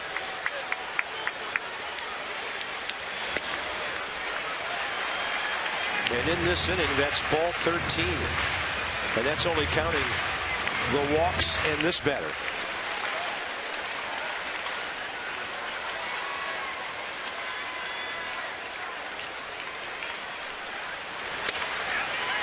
Yeah, if you're Dan Jennings right now, maybe you're trying to see or teach Brad Hand to get out of a jam.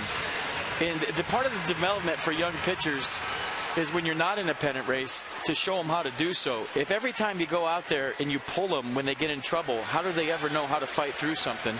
Maybe that's what he's doing right now by leaving his lefty in to face Desmond. None of those close. 3-0. Ian Desmond has 59 runs batted in, or actually, I'm already counting one here, 58, but he's only walked 38 times. Michael A. Clutch waiting.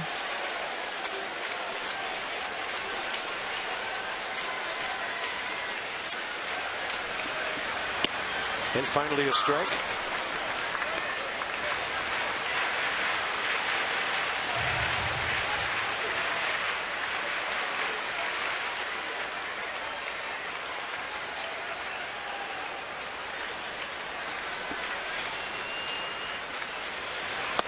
Nats lead 3-2, and Dan Jennings, you would think, can't go any farther.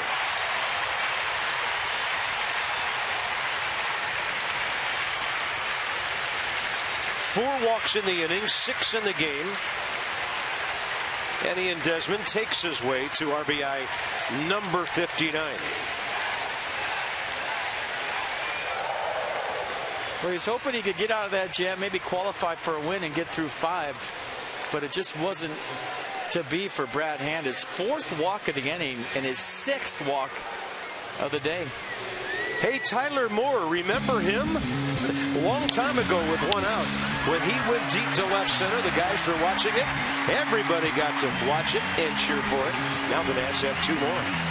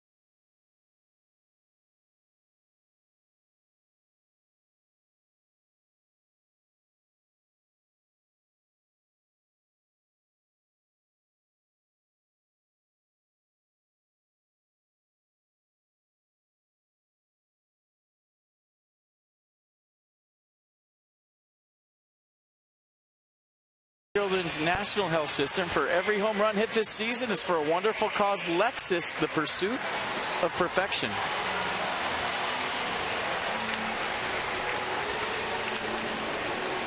'27-year-old right-hander Andre Rienzo, first appearance. Yeah, fastball 90, cutter 87, curveball change to complement it.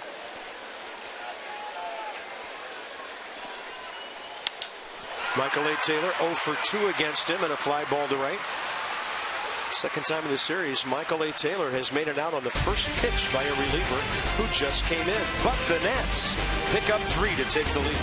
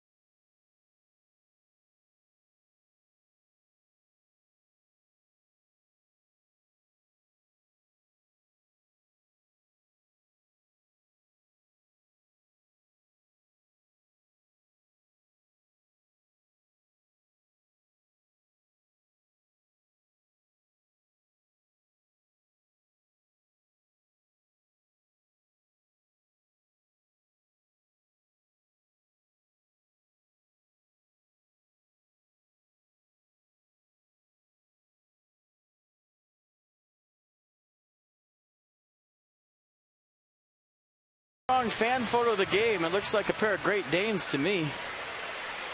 And they look like they are Nats fans. So tweet us your fan photo. A few more times left this season. We'll get you on TV. That's brought to you by T-Mobile. That's the biggest breed of dog right there, Great Dane. 3-2. Tyler Moore got it going with his 5th home run of the year. He gets to bat second when the Nats come back up. See how Jordan Zimmerman reacts now to having the lead. 81st pitch, strike number 55. Derek Dietrich 0 for 1, robbed by Rendon and then hit by a pitch, second time up. This is where, if you're the Nats, you want that 1-2-3 shutdown inning. The ideal, the true definition of it. Keep the momentum on your side. Get right back in the dugout.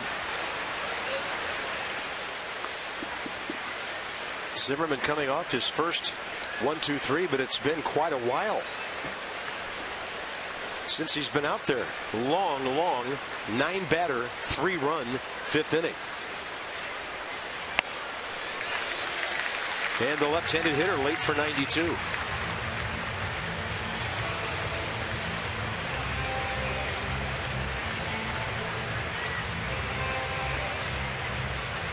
Saturday Reds looking sharp. Time given.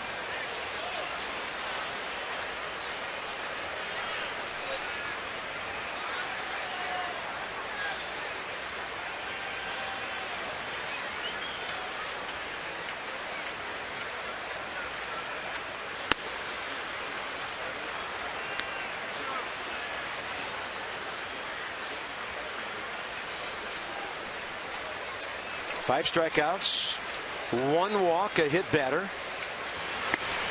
And that's up and in the zone. Derek Dietrich trying to sell ball 4. Ted Barrett punched him out. Nissan will track it. So what did Pitch Track think? Was it in the box? It's in the box. It's just the top outside corner. JT Realmuto, the catcher, now 1 for 2.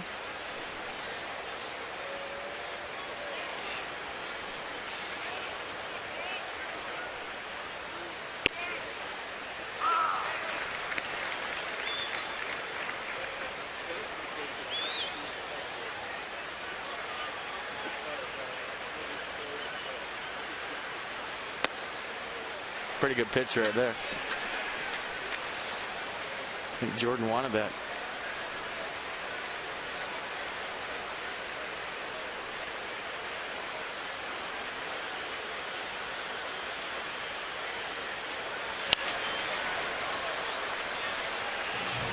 Marlins box. 3rd straight game they've scored 2 runs in the 1st inning. That's all they have right now. RBIs by Yelich, a double, Bohr a single. Since then, just 3 hits. Last man to get a hit, Rojas, who's on deck.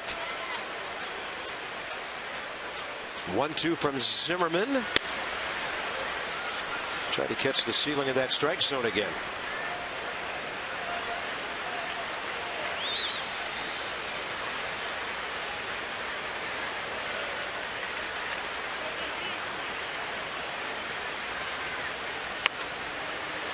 Curveball's been good from Jordan all day. Well, from the 2nd inning on, for sure. Late snap, late break. Marlins hitters can't wait around to see if it's going to be a strike. He's thrown it early in the count for a strike and bounced it, thrown it below the strike zone with 2 strikes. It's been sharp. Way outside and deceptive. Jordan Zimmerman, 4 strikeouts in a row and 5 of the last 6 batters. You'll see the slider from Jordan Zimmerman be 86 to 88.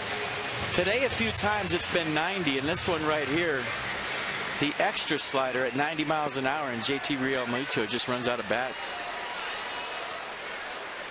Miguel Rojas, the hitter, 1 for 2.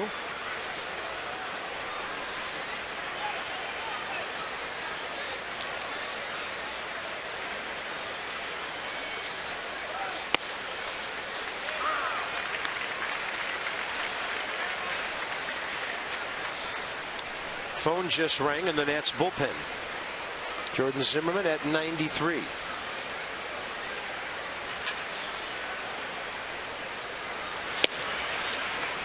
Pitch number 94. He's gone 6 innings or more 23 times this year. That's out of his first 30 starts. And this ball in the air to right center. Harper and Taylor converge. Michael A. with the call of the catch. That's 7 straight for Jordan Zimmermann.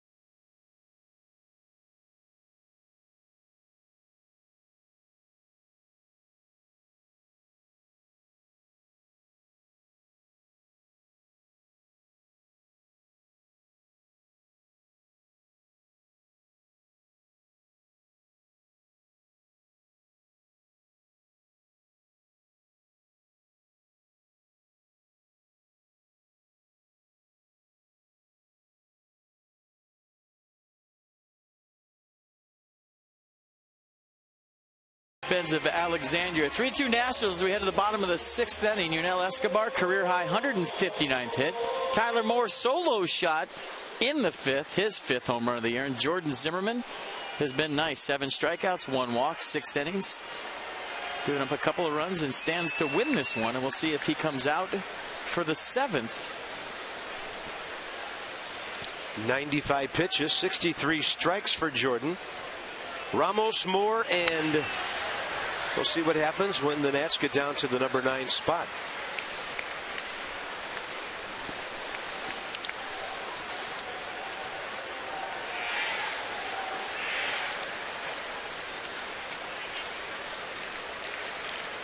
Ramos a walk and a strikeout. But Carp, when you look at Ian Desmond 234, Michael Taylor 235, and Wilson Ramos 234 coming into today, you know what the difference between those numbers and 250, 260 is? Walks. These are guys that don't take walks. So you see what it's done for Bryce Harper and his numbers this year. But their on-base percentage is basically going to be their batting average because these are guys that swing. And how do you take a 234 season and make it 260, 270 respectable? It's not about getting more hits. It's about being more selective at the plate and taking your walks and having those 1-for-5s be 1-for-3 with 2 walks. Right. So, you know, when you look at those numbers and the averages of those 3 guys and some other guys on the team, if they become more selective, then your 230 season becomes 270, and everybody's happy because the power numbers are there. Ian Desmond 18 and 58. Sure. Michael Taylor 14 and 62. Wilson Ramos 13 and 63. So, I mean, it's all you need to do is look as far as Bryce Harper and how selective he's been this year. And I know that's not their style. That ball is ripped, and Tyler Moore having a day. He's going to dig hard for second base on the throw in by Yelich. Standing up by a step. 6 total bases for Tyler Moore. But when you reassess your season, sometimes as a hitter, you say, what adjustments do I need to make? It's not always with your hands or where your feet are. It's with your approach and your mindset at the plate. Well, case in point, Coming into this game, Wilson Ramos on base percentage .265. Batting average in the 230s. Desmond and Taylor were identical on base percentages, .286, with batting averages in the 230s. Add some walks to that, and it's a different story. Here's Dendecker to hit for Jordan Zimmerman. You could be patiently aggressive. And what does that mean? You're just keyholing. You're looking for one pitch in one spot. But you're ready to fire off a swing at any time, whether it's the first pitch or the 8th pitch. It's just about a mindset and being more selective. Remember the stat we gave you earlier about Tyler Moore? He has now started 30 games this year, and his batting average is inching up toward .250 in those starts. And counting today, he's hit 3 homers and driven in 20. So look to the number 8 spots for some big-time production today on the Nationals box score. That Dendecker looks at an off-speed pitch upstairs. Has a pinch hitter, 4 for 14, a homer, 2 RBIs. And he's facing Andre Rienzo for the first time.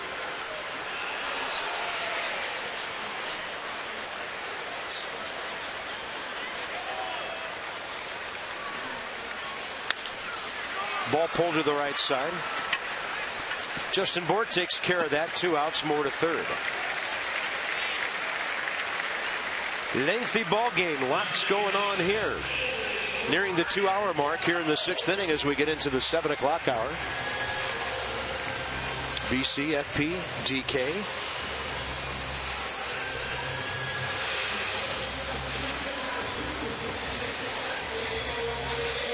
Did I say 7 o'clock hour, 6 o'clock hour? Not exactly that long yet, just yet. 7 somewhere. Just like right off the coast, maybe. Rendon, 0 for 1, pair of walks, a run scored.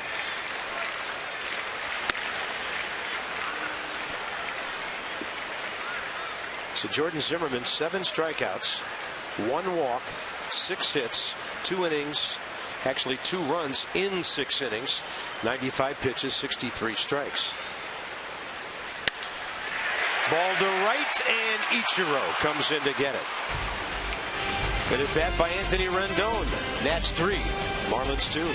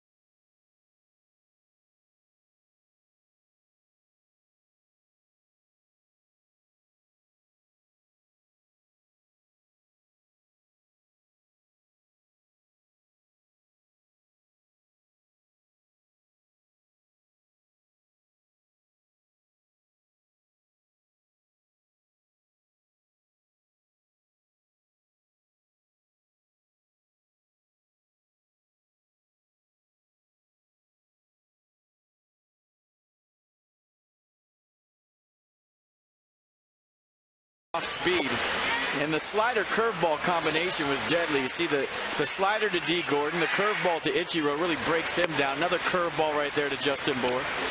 And I think he did a nice job of using the surroundings, using the backdrop, and knowing that hitters weren't picking up rotation, made some nice pitches, and really had a nice outing. It's time for Toyota K's for Kids. Washington area Toyota dealers want to help children and families by making a donation of $37 to the Children's Inn at NIH for every strikeout by a Nats pitcher this season.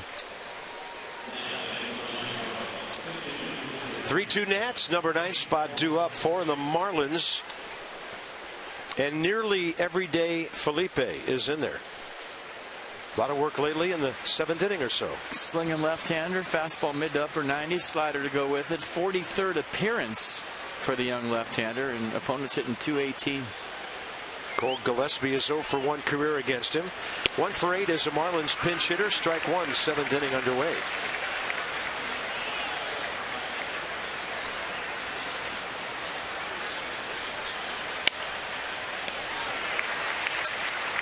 Couldn't ask for much better than that for a quick out.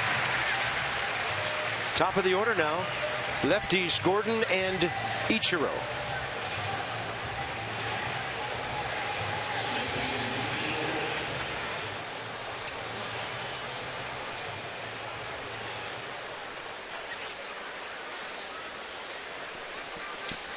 D. Gordon, a base hit, a walk. Big out right here in a 1-run game. Yeah, he could turn 1 bag into 2 real quick. Strike 1.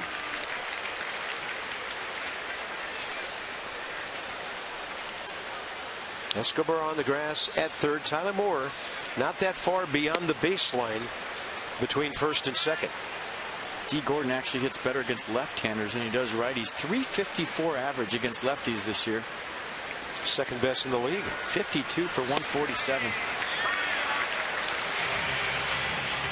And I'm looking at the top 10. They're all right-handed hitters except for him. Paul Goldschmidt leads the way, 374. Hits it the other way solidly but foul. Well, that's why right there, that swing. I mean, he's so good at going the other way, and the ball's moving away from you across, usually to the outer half. And I'm sure a lot of those 52 hits against lefties were served to left field. Close ball, too.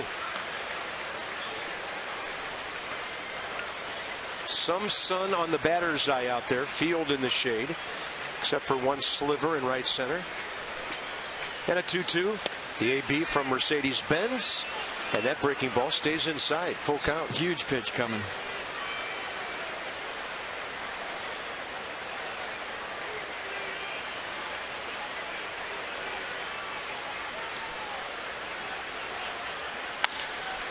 Yeah, had him swinging.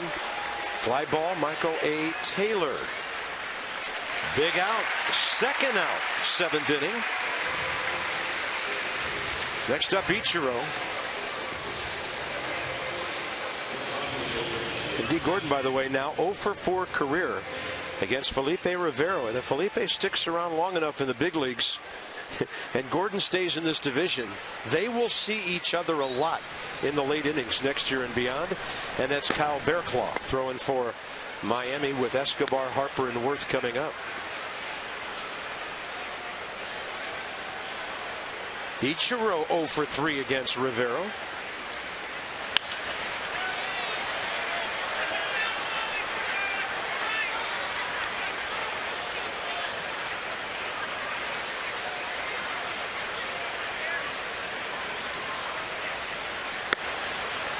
That'll move him back 2-1.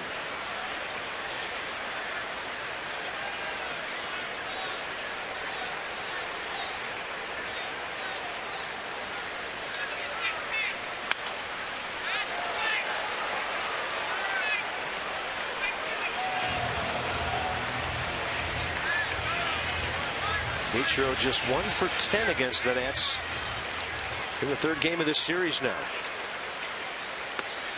I wonder if Ichiro sees a lot of himself in D. Gordon. Just but the way he used to run when he was younger, the way he used to slap the ball all around the ballpark when he was younger. Their offensive games are very similar. Now, Ichiro obviously kind of runs and hits at the same time. Their stances and their approach not similar, but their game, their offensive game, Like I said the first night of the series, Ichiro back in the day in the early 2000s, one of the fastest players in baseball. Yeah, there were no routine grounders back then. You'd have to rush on that one. 1, 2, 3, Felipe. He might be around for a little while. Yelich to lead off with Bohr next inning. Hyundai 7th inning stretch at Nationals Park. Well pitched game. The Nats 3-2, big guns coming up.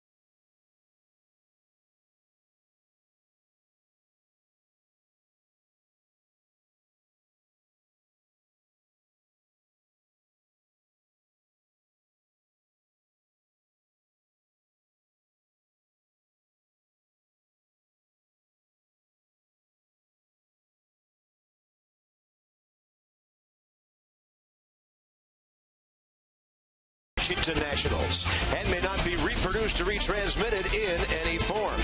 And the accounts and descriptions of this game may not be disseminated without the expressed written consent of the Washington Nationals. Series finale tomorrow. Justin Nicolino, 3-3, 381. He's a lefty. You can see that. He's 23 years old, a rookie. Steven Strasburg coming off a really nice game at Philly. 1 hit without a run, 8 innings. A career-high tying 14 strikeouts in his last time out at Philadelphia. That's extra 1 o'clock. We'll join you at 1:30 for a 1:35 first pitch tomorrow. All right, Dan, 7th inning stretch, all yours.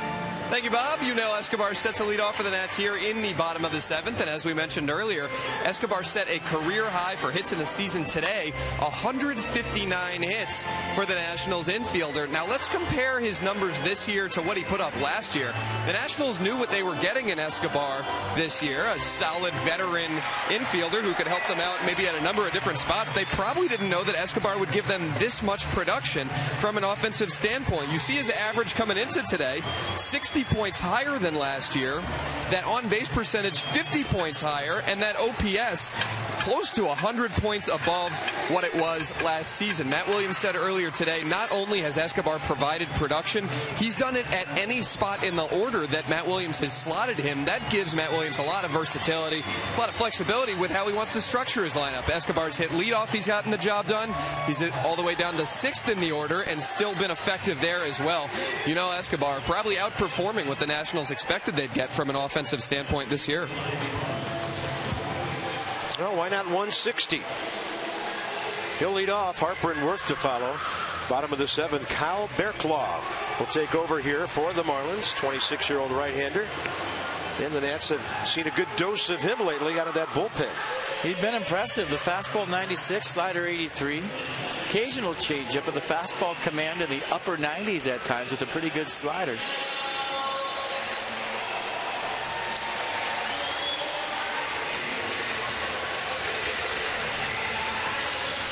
Matt Williams really doesn't have anybody throwing in earnest in the bullpen. Rivero just threw 16 pitches, but Yelich and Bohr, left-handers, the first 2 Marlins due up in the 8th. We'll see how he plays that.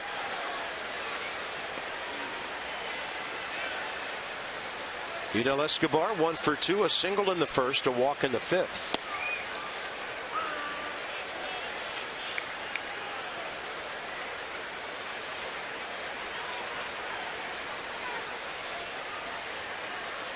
One of the things you take out of that 3-run 5th inning that reflects what you were talking about, FP, about guys taking walks. Brad Hand walked 3 guys who are hard to walk. Rendon, Escobar, and Desmond in that inning. Got it to Harper for the sac fly, and then the bases loaded pass when he and Desmond got the run batted in.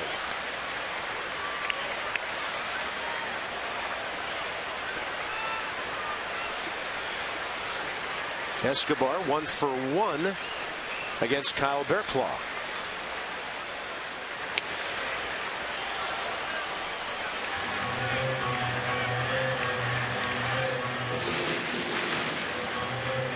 This short time we've seen Bearclaw, it seems like he keeps the ball away to right-handers most of the time, whether it's the fastball or the slider.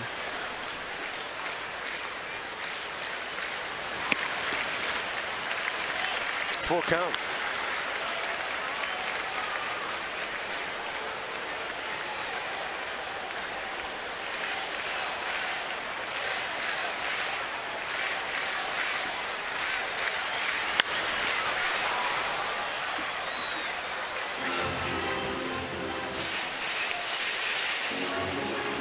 Well, the cupboard's not bare for the Marlins next year. I mean, they have some great players, whether it's Echeverria at short, Gordon at second, Ozuna in center, Realmuto. They have a strong middle, and they have some strong arms out of the bullpen now with Ellington and Bearclaw.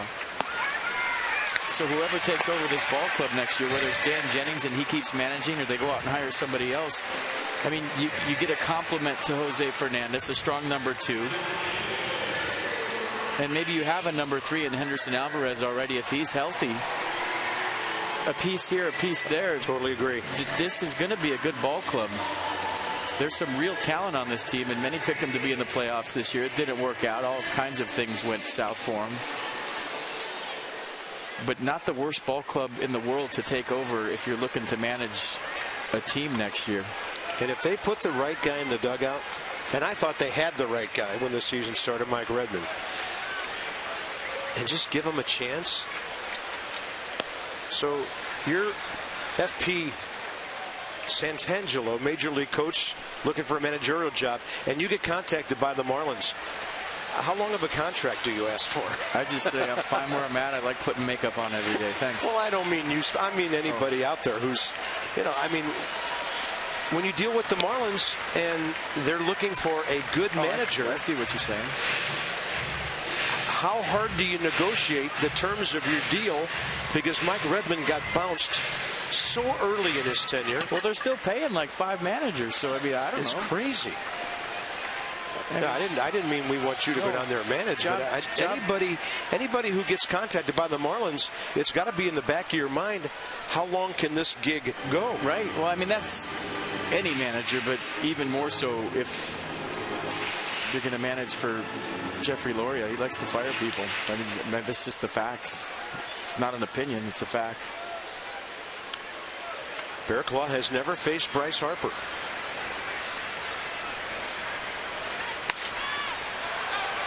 That will be out of play over the third base dugout. 2 balls, 2 strikes. 10-year deal. Where do I sign?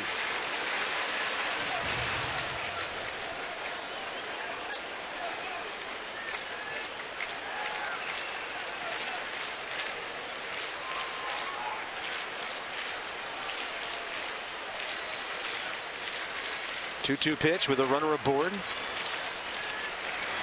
And Bryce Harper goes deep to right. See you later. Way above the bullpen. Number 41. And that will be RBI number 93 and RBI number 94.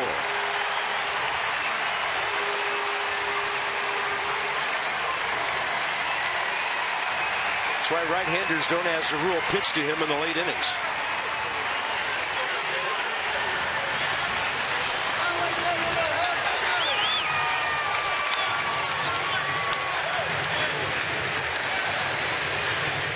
Listen to the chant, folks.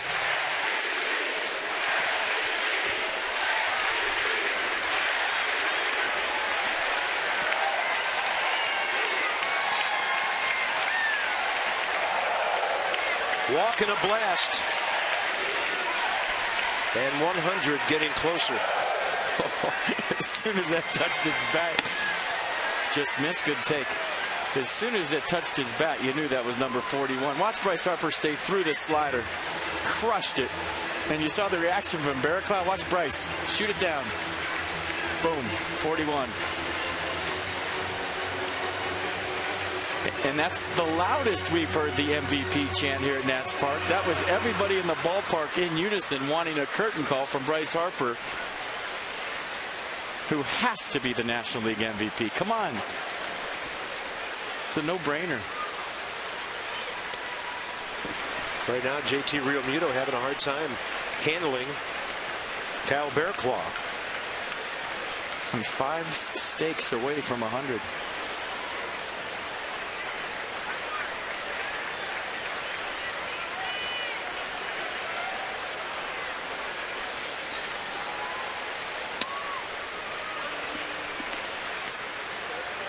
I tell you, he just jumped up to number 4 in the league in RBIs now.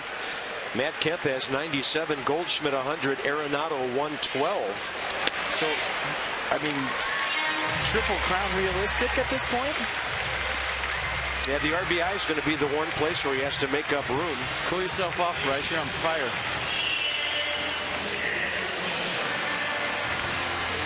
41 and 95. Scott McGuff for the Marlins.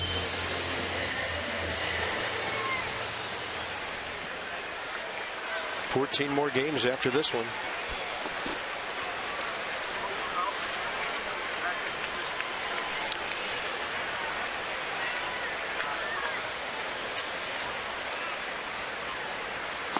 Well, if the Mets don't falter, a Triple Crown watch here the last couple weeks would be fun, wouldn't it? Sure. It'll be destination watching here at the ballpark and on Masson, just to see what Bryce does 3-4 times a night. 2-0.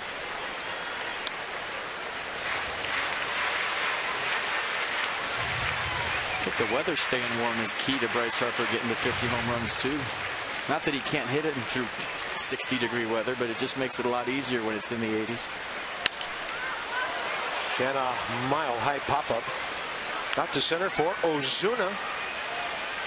Grabs it for the first out, 7th inning.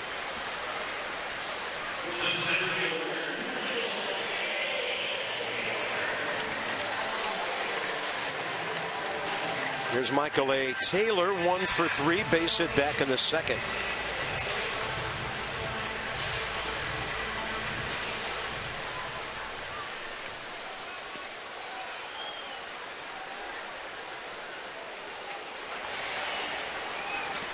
Well, Bryce spoke out in support of Matt Williams the other day, said he loves him as his manager.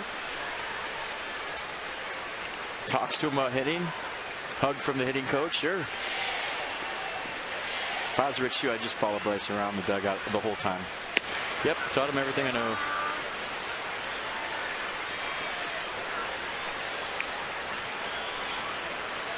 Reed Johnson, Max Scherzer.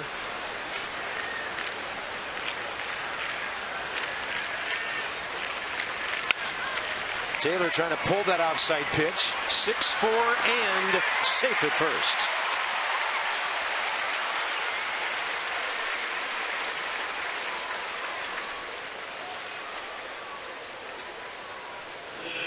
I mean, that was good to see the coaching staff smiling, Bryce Harper smiling. Everybody smiling in the dugout. Yeah. Getting the skipper on camera with a smile is not easy. He is always grinding down there. There's Wilson Ramos with a walk, 0 for 2.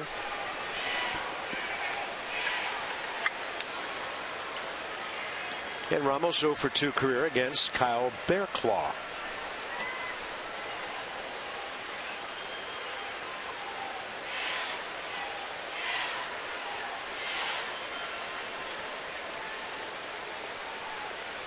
Taylor with a humongous lead and a flinch going back. That might have been the biggest lead I've seen all season. 15 out of 18. he was a step further. See where that dark spot is right there? That's where he just was. And maybe he'll extend here when he comes set. There he goes. Look at that lead. He's going. Looked like a good jump. And then Ramos to right for Suzuki.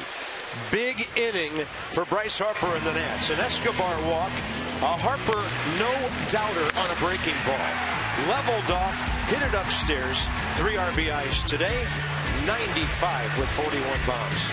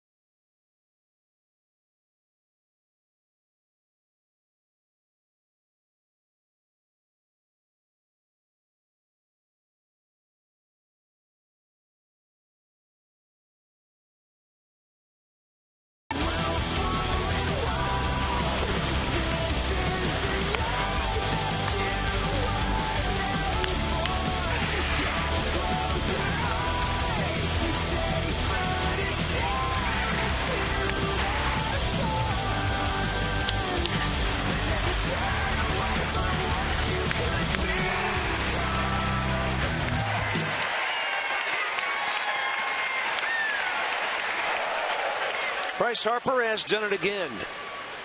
Home run number 41, RBI total up to 95. He could get to 100 on this homestand, which still has over a week to go.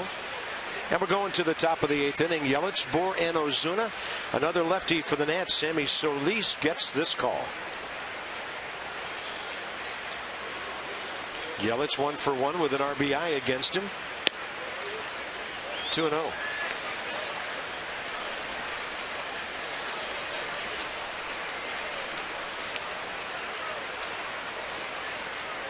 Putting all that overrated stuff to bed, isn't he? Been a while since we heard that. Yeah. Huh?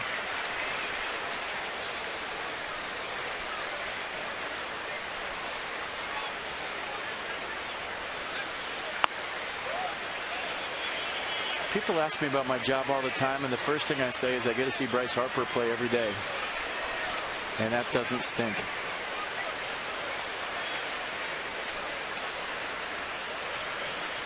Three-one pitch.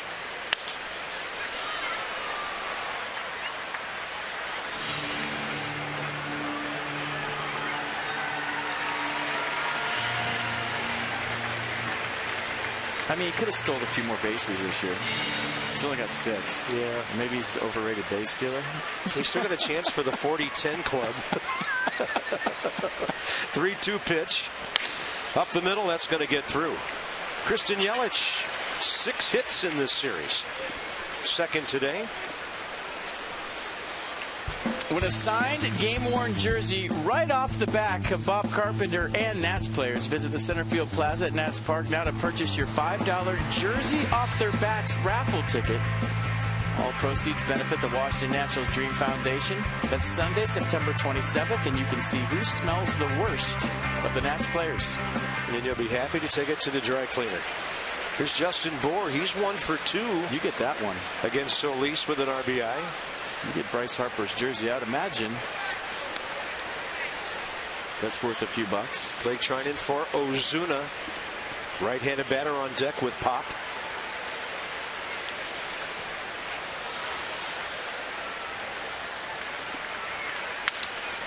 And that's a flare that'll fall in front of Taylor. Michael held up the glove trying to deke the runner Yelich into thinking he might catch it. So worst possible thing for the Nats. First two guys on in the 8th. And that's going to be it quickly for Sammy Solis. Trinan will get the call. Matt Williams gave him a big responsibility with a 3-run lead. Tried to get a few lefties out. Didn't work. 8th inning. And the Marlins have fought the Nats hard all year long. Why not again today?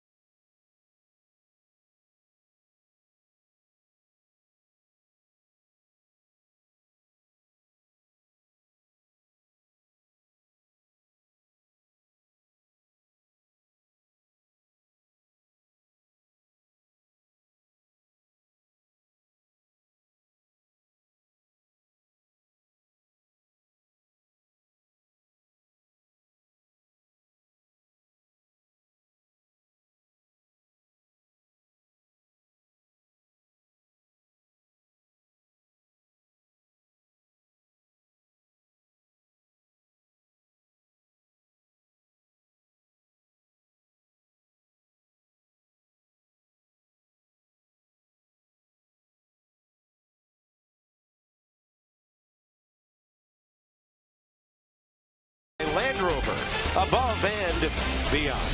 And by Airlines for America, where airplanes land, opportunity takes off. Nats looking for their 6th Curly W in their last 7 games. Some work to do now, 6 outs to get. And it's Blake Trinan against Ozuna. Left-hander Dietrich on deck, and then Real Muto, the catcher. A two-seam fastball slider. 53rd appearance for Blake Trinan. Opponent's hitting .257. Righties just .193. Ozuna 0 for 3 today. And against Blake Trinan, 1 for 6. Blake got him on an RBI ground ball last night.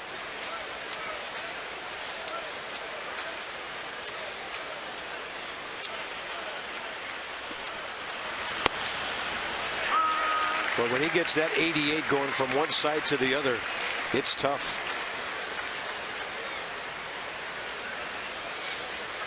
When he throws strikes, he's tough. Period.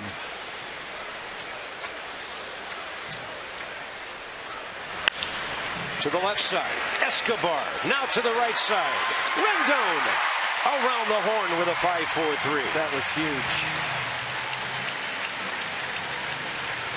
Exactly why Matt Williams brought in Blake Trinan to face Marcell Ozuna was the sinker against the right-hander. He wanted the ground ball and he got it. Routine 5-4-3 double play. Nice feed by Escobar. Nice turn by Rendon. And what looked like it might be a rally starting for the Marlins turns into 2 outs, runner on third. Derek Dietrich 0 for 2, hit by a pitch today. And against Blake Trinan, career 1 for 1 with a single.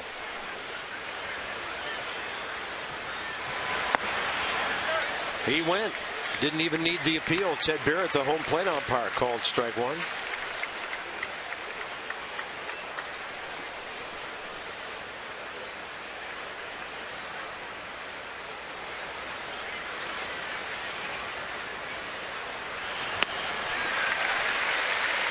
Over the top of that nasty slider.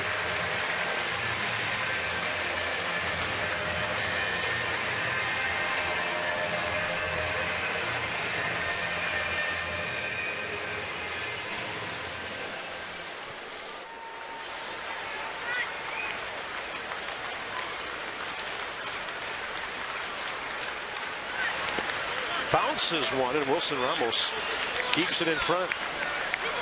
A nice block by Wilson Ramos, just saved a run.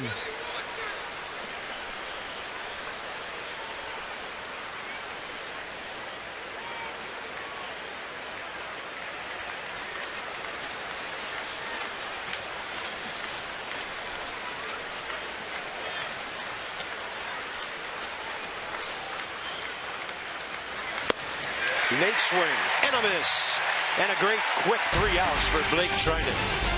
Gets this one to the bottom of the 8th inning, 5-2 Nats.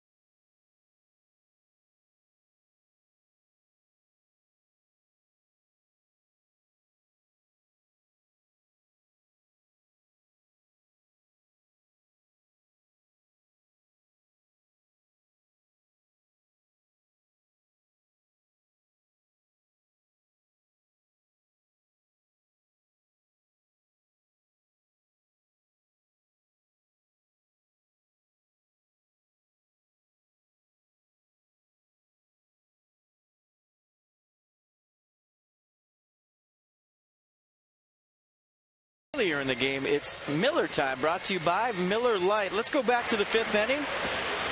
And Tyler Moore got the party started, got the Nats on the board. You remember it was a 2-0 game at this time, and he made it a 2-1 ball game with one swing, his 5th home run of the year, into the red seats. So the Nats were in their Saturday Reds. Tyler Moore into the red seats, and then he wasn't done. Last time up in the 6th, a double, a 1-out double down the left field line, just gets into second base. So Tyler Moore having a nice day. 2 for 3 with a home run and a double. Scott McGuff.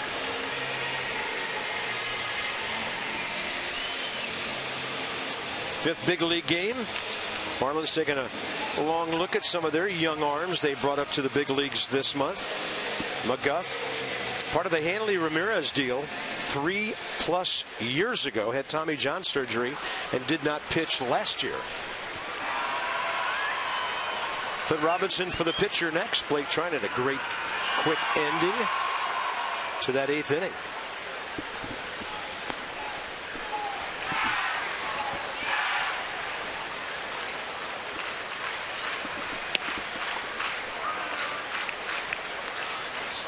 Tyler Moore 0 for 1 against the right-hander McGuff. Jonathan Papelbon just jumped up. He's starting to get loose, in case you're wondering. He was sick the other day. Slider. There he is.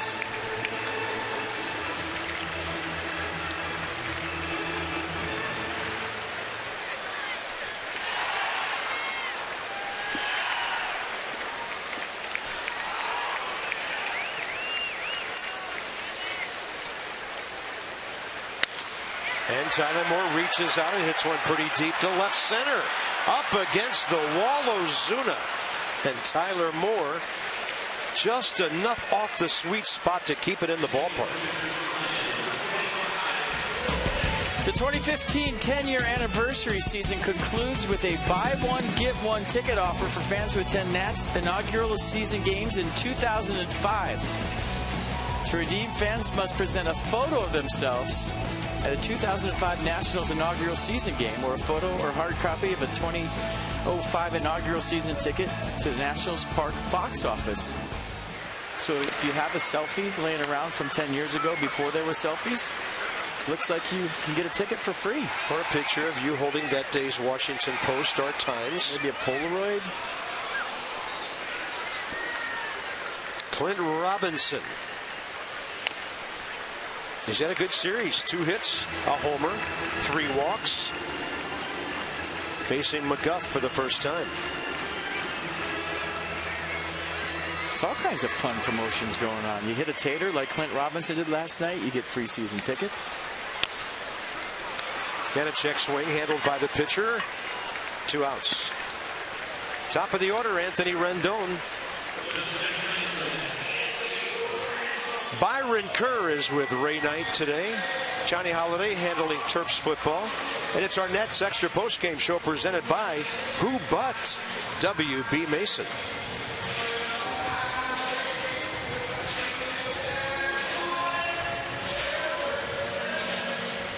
Anthony Rendon needs to hit one right off the handle for a base hit because he's hit some bullets in this series. 2 today, was robbed by Yelich's first time up, hit a bolt to right his last time up, right at Ichiro. Yeah, 2 walks in between.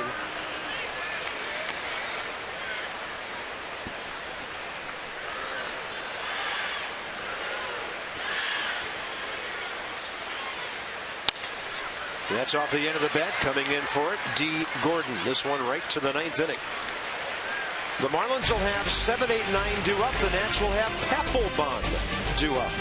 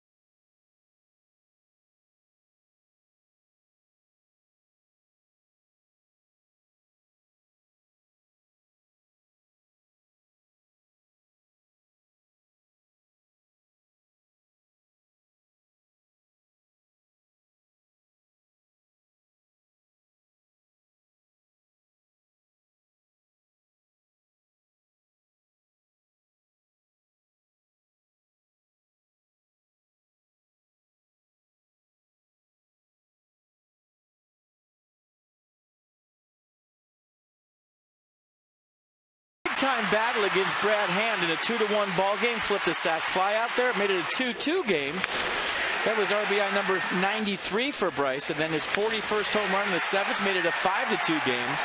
RBIs number 94 and 95. Shake and bake. The traditional handshake with his big brother Jason Worth. And everybody happy at Nats Park to see a Bryce Harper home run. 5-2 Nats as we head to the top of the 9th. Yeah, it kind of makes the day complete for folks here at the ballpark, doesn't it? Yeah.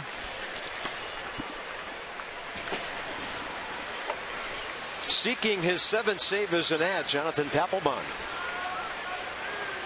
Fastball slider split, fastball in the low 90s.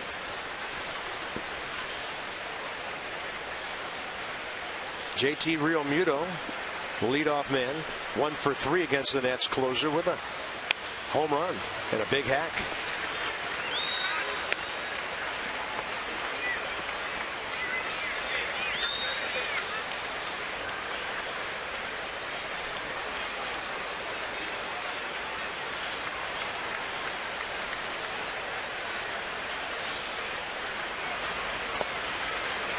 That's in the dirt, picked by Ramos. 1 ball, 1 strike.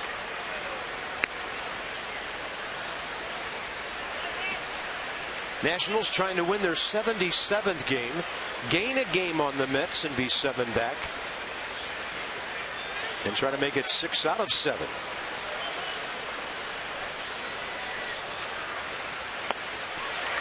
Man, off speed, inner half, and all of a sudden it's not there.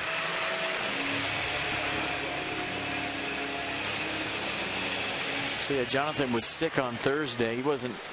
You remember the Nats trying to come back, wasn't up in the bullpen. Everybody wondering what was wrong, and not available. Felt better yesterday. That a 1-2 pitch. Fastball had him reaching, but it's well placed for a base hit. Great play by Rendon. Wow.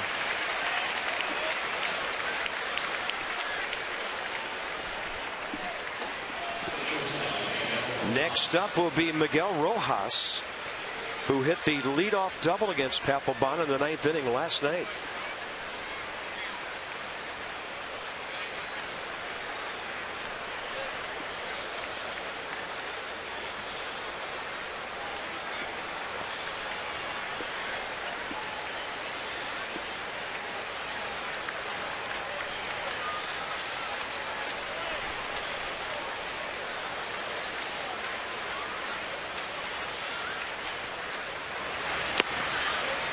Pretty good idea by Rojas. Down by 3. He's trying to get on. Leadoff hitter mentality. Casey McGee on deck. There he is.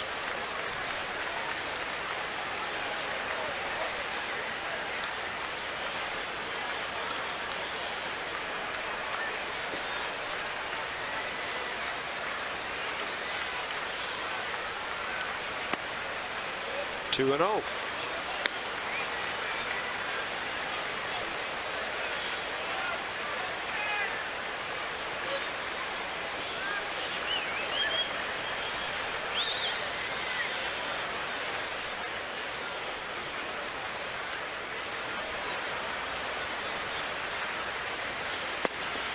Right on the edge. Perfect pitch. 2 balls, 1 strike. Nissan will track it. Yeah, fastball 90. Good frame by Wilson Ramos.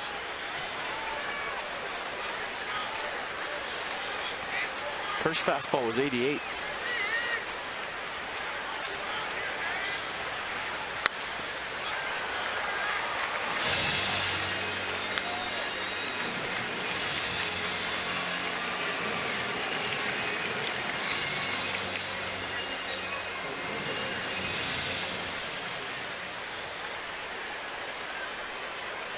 Blake Treinen got a big double play ball last inning. 1 on, nobody out here.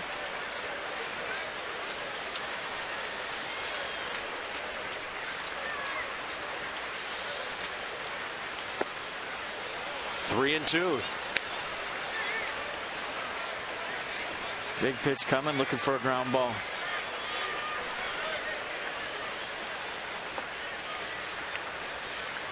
I think if Matt Williams tried to come out and take out Jonathan Papelbon, it's all he'd have to do is look at him like this.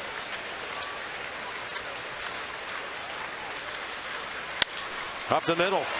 And the tying run is going to be hitting with Casey McGee here in the 9th.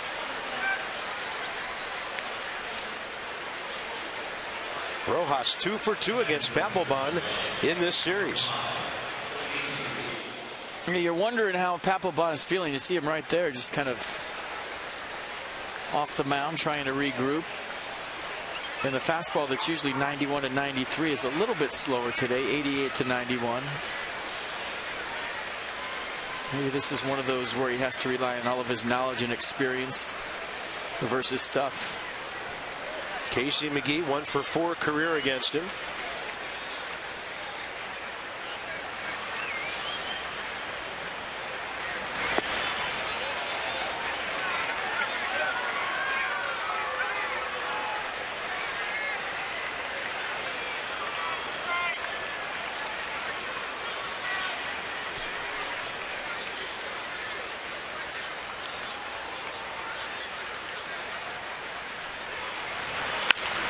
Left side, what the Nats needed.